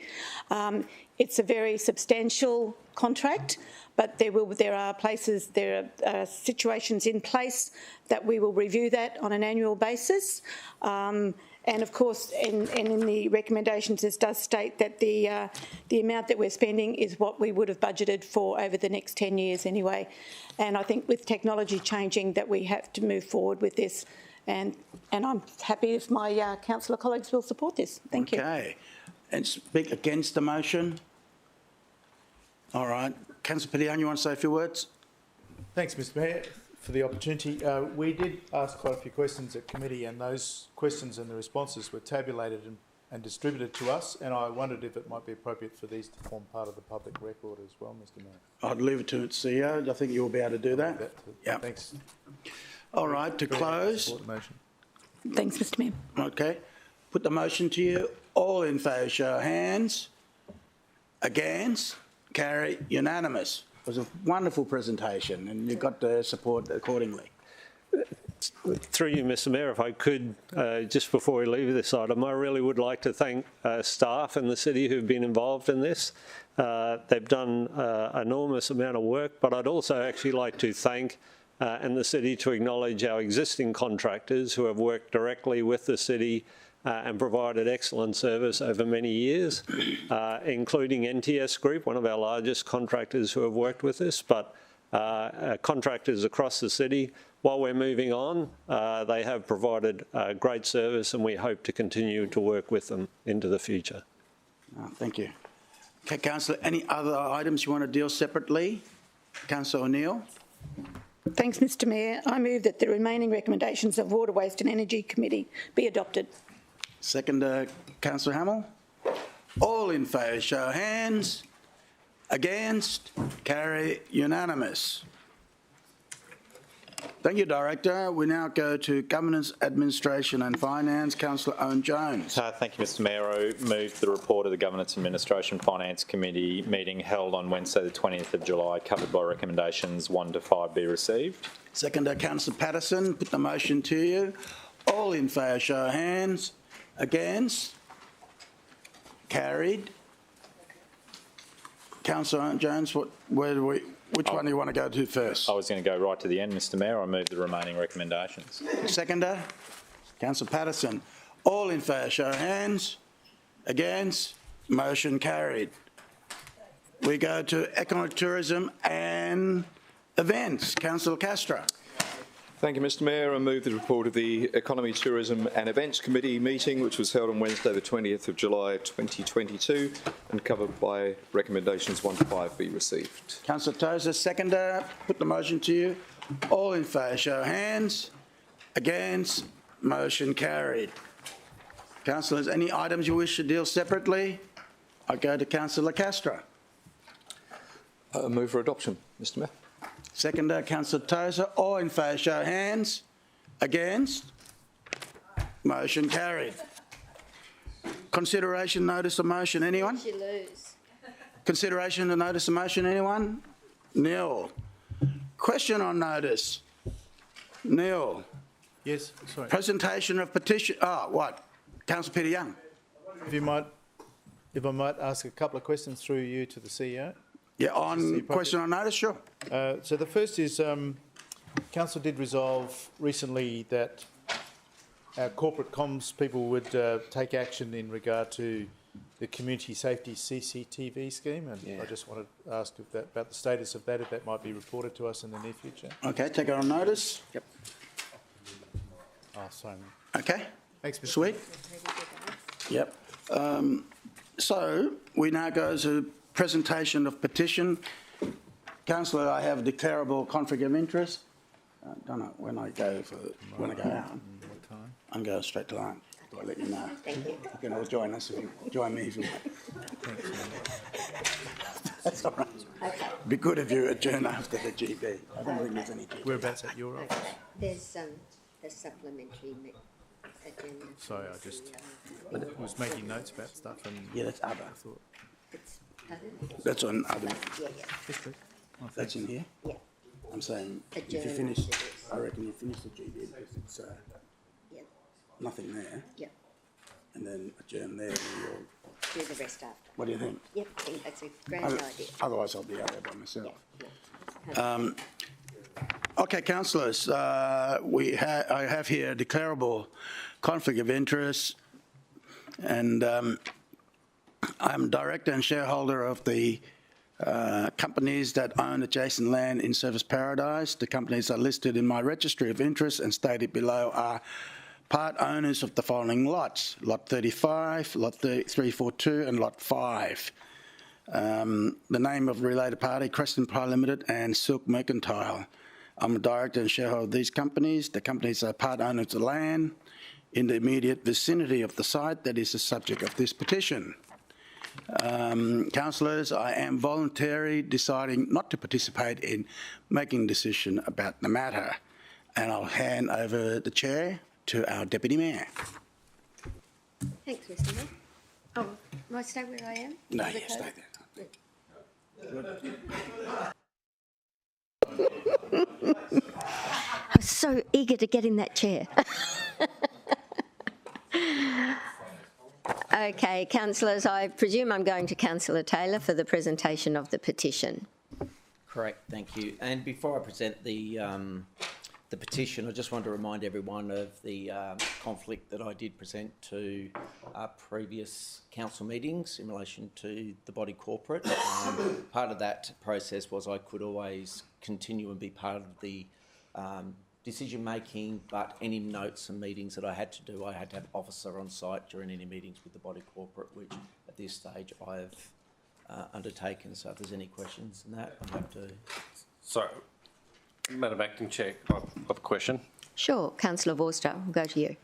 Thank you very much, Madam Chair. Look, plainly this is a very sensitive community issue, and I understand from media reports that the interested parties have made referrals to agencies who provide a bit of oversight.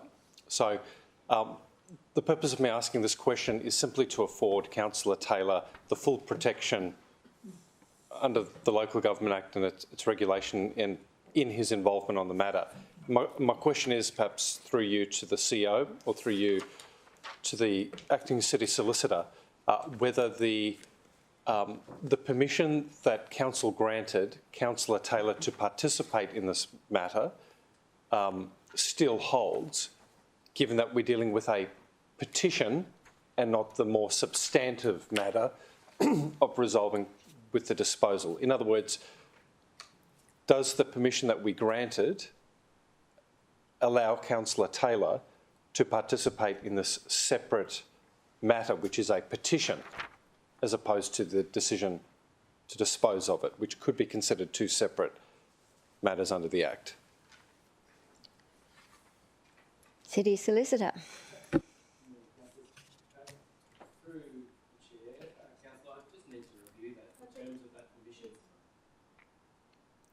Yeah, if you wouldn't mind.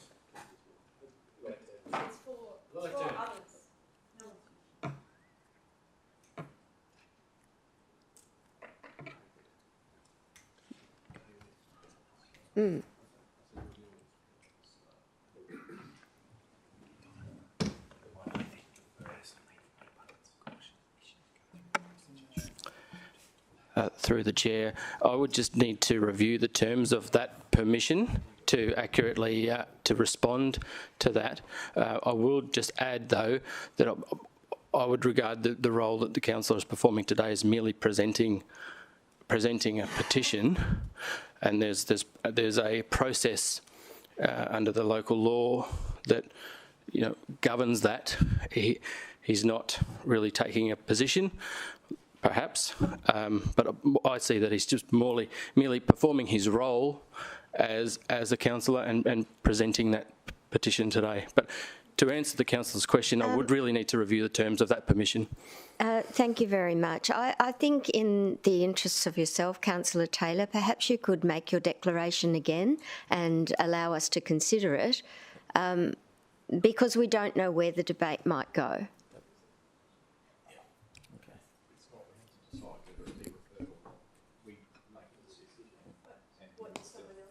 Excuse me, councillors. Councillor Taylor? Yep. So the position I have is our family company currently do work with the body corporate of Surfers Plaza. They currently hold a contract at this particular time,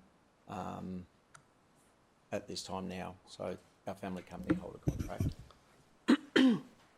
Councillor Patterson. Please stand. Thank you, Madam Acting Chair. Is it possible for someone else, just for simplicity, to present the petition?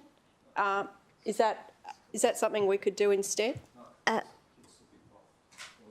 Well, is it possible? No, I believe Councillor Taylor will want to participate in the discussion that may come subsequent to his presentation of the petition. So I believe we should go through the process of considering the conflict of interest that Councillor Taylor has raised. Okay. And I have great experience in... Okay, so we need to go through the details and have you speak to your conflict, Councillor Taylor. Not a problem. So the nature of the interest is my family company is Sorry, Madam Chair, I'm so sorry. The form that we have at the moment deals with a prescribed conflict of interest as opposed to a declarable conflict of interest. And my assumption is that Councillor Taylor would like to continue on, so that will need to change. I'm sorry to interrupt. I just No, perfectly. Thank you very much. I hadn't seen the headline. Thank you. Champing.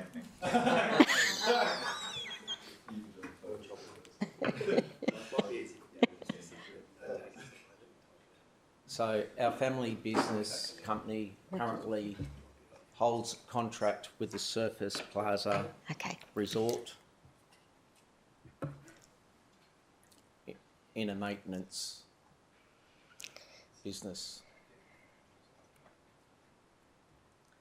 It's slightly awkward, isn't it?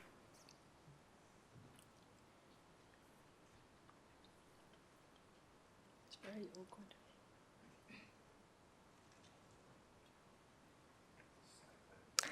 Sorry, this is a you changed the heading, but it's a different form for a declarable conflict of interest as opposed to a prescribed conflict of interest, so we need to use the declarable conflict of interest form. Well done.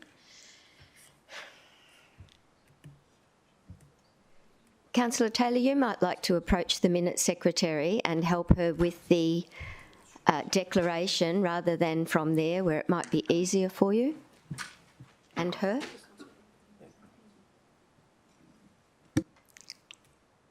Councillor Taylor, were you listening to me? Yeah, just text it through. I've got the word. I'm just grabbing the word. I think it's a no too.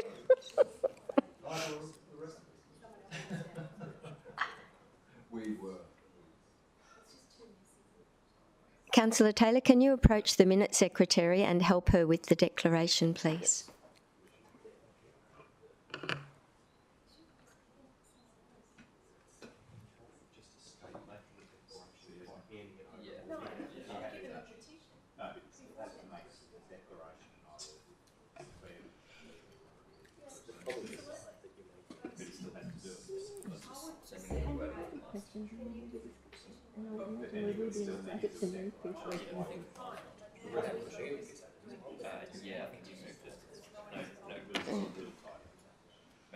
That's 2 out of 2 for you today.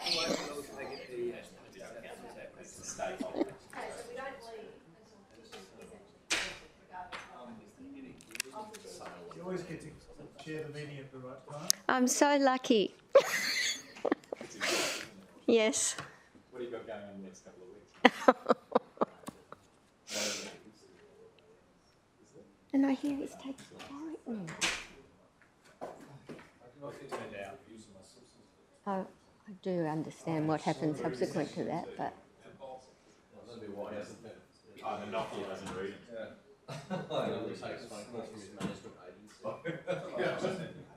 Try and tell it. Well, you're free on Friday night. No, I can't. This is my call. I'm like the man who single-handedly built the rocket and went to the moon. What was his name? Councillors, how about we adjourn for lunch and let Councillor Taylor get the copy of his first... Oh, the gallery objects, and the CEO has suggested we adjourn for 5 minutes. So we'll just adjourn for 5 minutes and get this organised. Sorry, gallery. Okay, is this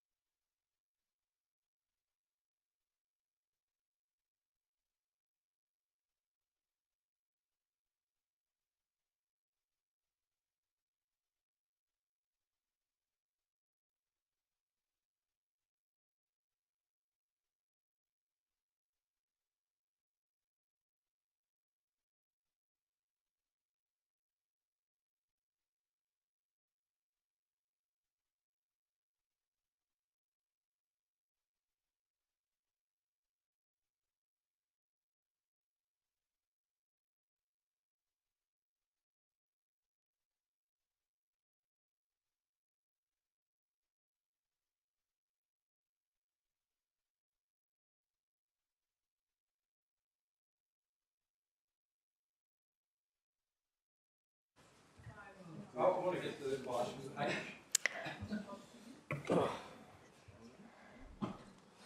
Thank you, Councillor Taylor. You have the floor. Thank you, Chair. I've actually put up here my last declaration that I presented at the previous meeting.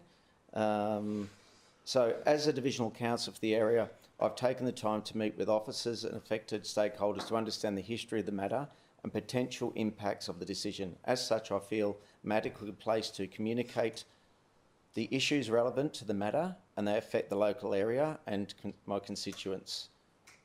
I can also confirm, despite my declarable conflict in interest, I maintain an open and persuadable mind in relation to the ultimate outcome. I would like to try and be involved and present. Okay. I'll go to Councillor Young. You have a question? No. Acting Mayor, I would like to move the procedural motion if you'll accept it. Which is the one that's on the screen. Councillor Taylor may participate in the decision despite his conflict because of the expectation that a divisional council is able to consider matters impacting his constituents, but subject to the conditions there that he's to retain correspondence and minutes of any meetings that he has with the body corporate and that officers be present at those meetings. Thanks, Councillor Young. Do I have a seconder? Councillor William Owen Jones. Okay. Okay. All in favour? Councillor Gates, Councillor Hamill, Councillor Tozer, Councillor Patterson, Councillor Owen Jones, Councillor Caldwell, Councillor Belden Lumsden, Councillor Lecastre, Councillor Forster, Councillor Peter Young, Councillor MacDonald, Councillor Pauline Young, Councillor O'Neill. Thank you. That is carried. Sorry? Oh, okay. Sure. Please note that Councillor Taylor and did not vote and the Mayor was absent from the vote. Okay. Please proceed. Thank you, Chair. I'd like to Councillor Forster, sorry, you had your hand up. Did you want to speak? Madam Chair, if it comes to a point where we're going to close, perhaps I'll ask my question then. Okay, Thank you. Thank you. Go ahead. Thank you, Deputy Mayor. I would like to present a position on behalf of the Surfers Paradise Body Corporate, which reads the following. We, the residents of Surfers Plaza Resort, are urging the Gold Coast City Council to put an immediate hold on the sale of Lot 6 at 72 Remembrance Drive, Surfers Paradise, and to consider the detrimental impacts the sale that will have on the livelihood of residents and the tenants in the Surfers Plaza Resort. Further, Surfers Plaza Resort residents are calling on the Gold Coast City Council to ensure any developments on the former Surfers Paradise Bowls Club site, which includes Lot 6, must provide 150 car spaces to benefit the Surfers Plaza Resort as was determined by the Gold Coast City Council in 2013. Can I talk to it? Thank you. Sorry. I've got Councillor Forster, Councillor Owen Jones, and I've still got Councillor Taylor on his feet. So we have a mover and a seconder, and now I'll go to you, Councillor Owen Jones. I was seconding it, Councillor Gates. I was happy to second it, but I just wanted to clarify that all I'm seconding is the recommendation that the petition requesting the council hold the sale. So as those words, not the preamble that was provided. Okay, and before I take the vote, I'll go to Councillor Forster. Thank you very much, Madam Acting Chair. I suppose my question is through you to the CEO, or potentially through you to the City Solicitor. Who's over there? I'm familiar with some recent press coverage that was led by the interested body corporate, and perhaps I have the facts wrong, but it's my understanding that the body corporate has made a referral to the Crime and Corruption Commission concerning the sale and council's involvement in it. I don't know what the referral, or the substance of the referral was. Again, this is just based on reports in the media. But my question is through you to the CEO, or again through the CEO to our City Solicitor, whether it is appropriate for council to be making decisions concerning this matter, given there may be a Crime and Corruption Commission referral that's being considered by that agency. Hamish. City Solicitor, thanks.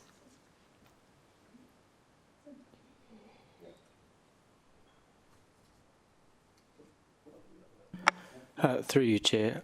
Councillor, I'm not aware of any referral that you speak of.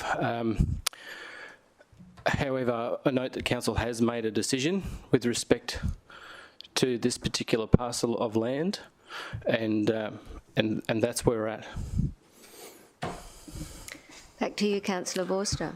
Thank you very much, Madam Acting Chair. And of course, it's very difficult for us to deal with all the facts when many of us here have to use the media, I suppose, to try and to gather those facts together. But given that Councillor Taylor is purported to have met with this community group and gathered facts to inform his own decision making, I have a question through you to Councillor Taylor. Is he aware of a referral by the body corporate to the CCC? Thank you. I'm unaware of any referral that's been brought to my attention at this stage. Thank you. All right, so, Madam Acting Chair, again, through you to the City Solicitor. I mean, I'm led to believe, based on media reports that have been republished on social media, and perhaps someone may nod in the gallery, yeah, there's been a referral to the CCC.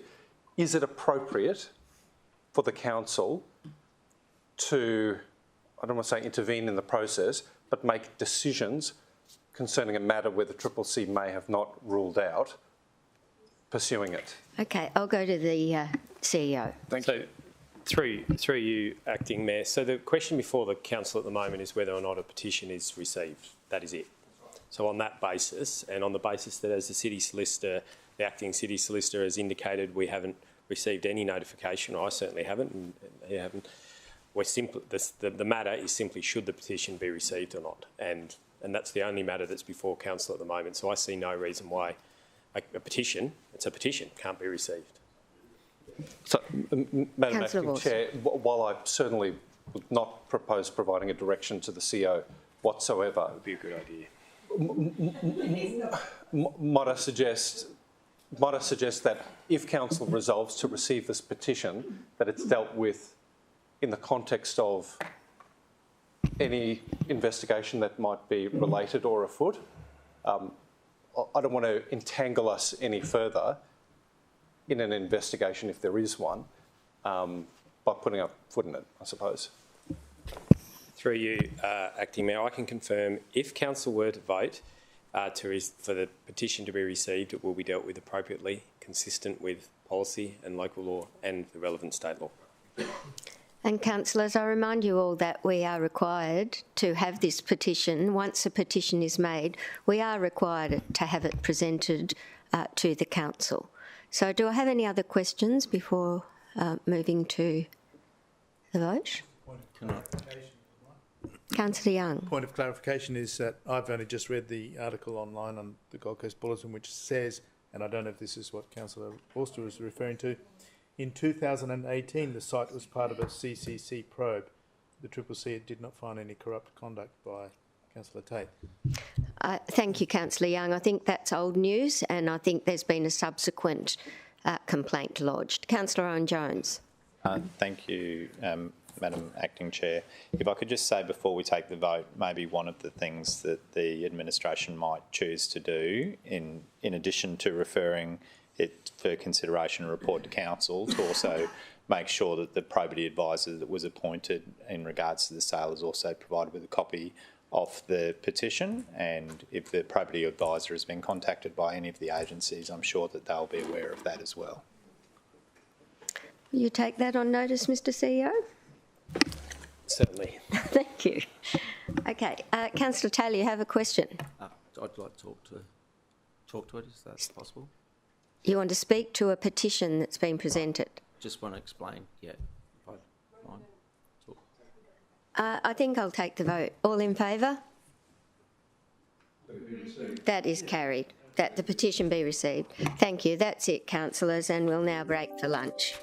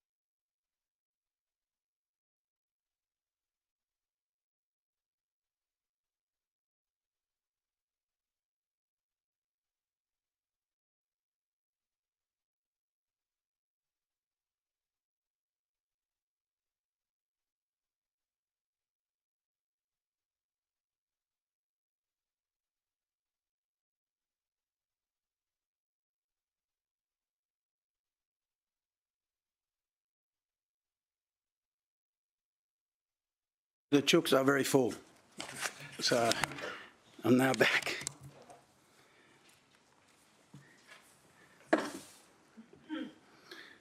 (16.1) closed session, is it, Mr. Sia?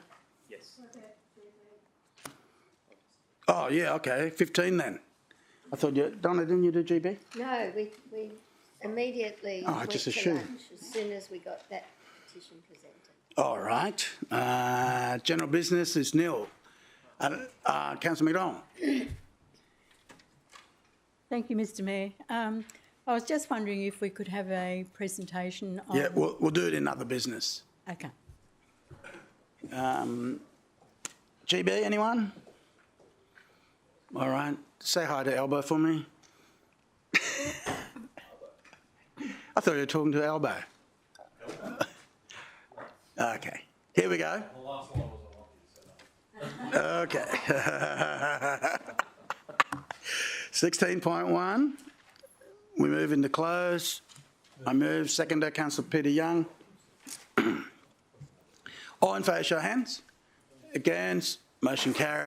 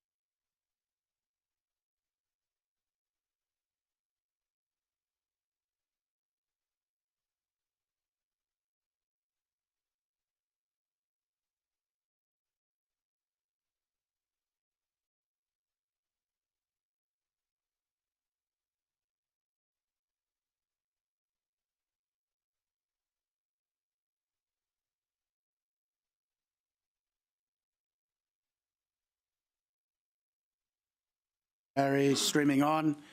Okay, councillors, 16.1. I've moved the recommendation on the screen. Seconder, Councillor Peter Young. Put the motion to you. All in favour, show of hands. Against, motion carried. Procedural motion on the next item, commercial in confidence. Move that we go to close. Seconder, Councillor Gates. All in favour, show of hands. Against, a motion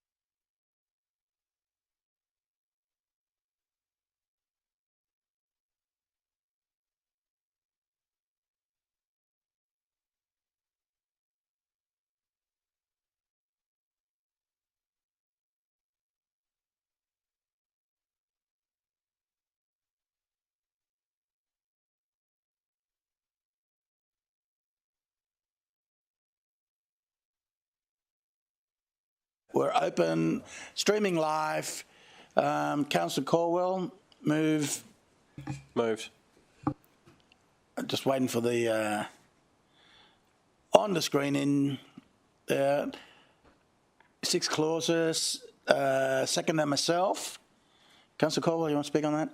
Okay. Anyone speak against? You want to close? Happy? Right. What did they say here? Make believe it here.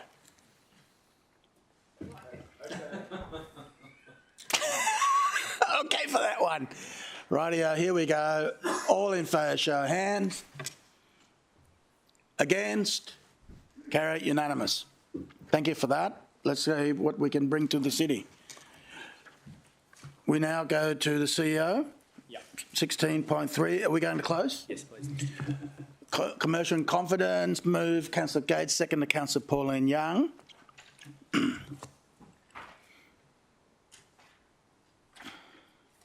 Procedure motion. All in favour, show of hands.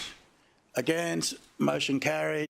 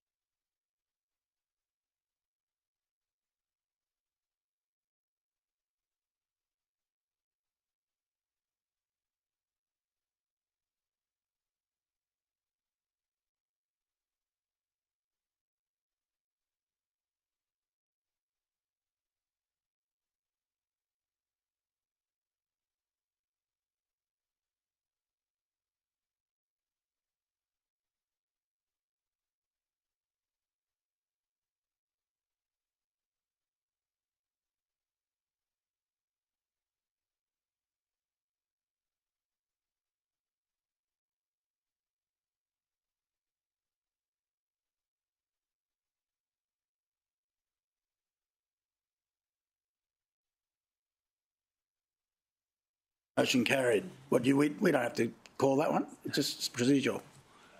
Okay, streaming on. Welcome back, viewers. We now go to the last item of the day, 16.4, One City Program. Councillors, I move the recommendation as on the screen. Second by Councillor Owen Jones. We have a motion afoot, and I yield to Councillor Owen Jones to say a few words. I've closed, Mr Mayor. Okay. Councillors, put the motion to you. Anyone want to speak against? Put the motion to you. All in favour, show of hands. Division? It's unanimous. Okay. With the exception, you want to do it? Of Forster, who's Councillor, you're right if I call unanimous. I'm happy with you to call it unanimous. Okay, against? Here. Unanimous. Here. All right, as there's no other things, 16:05. Max is lost. Meeting closed.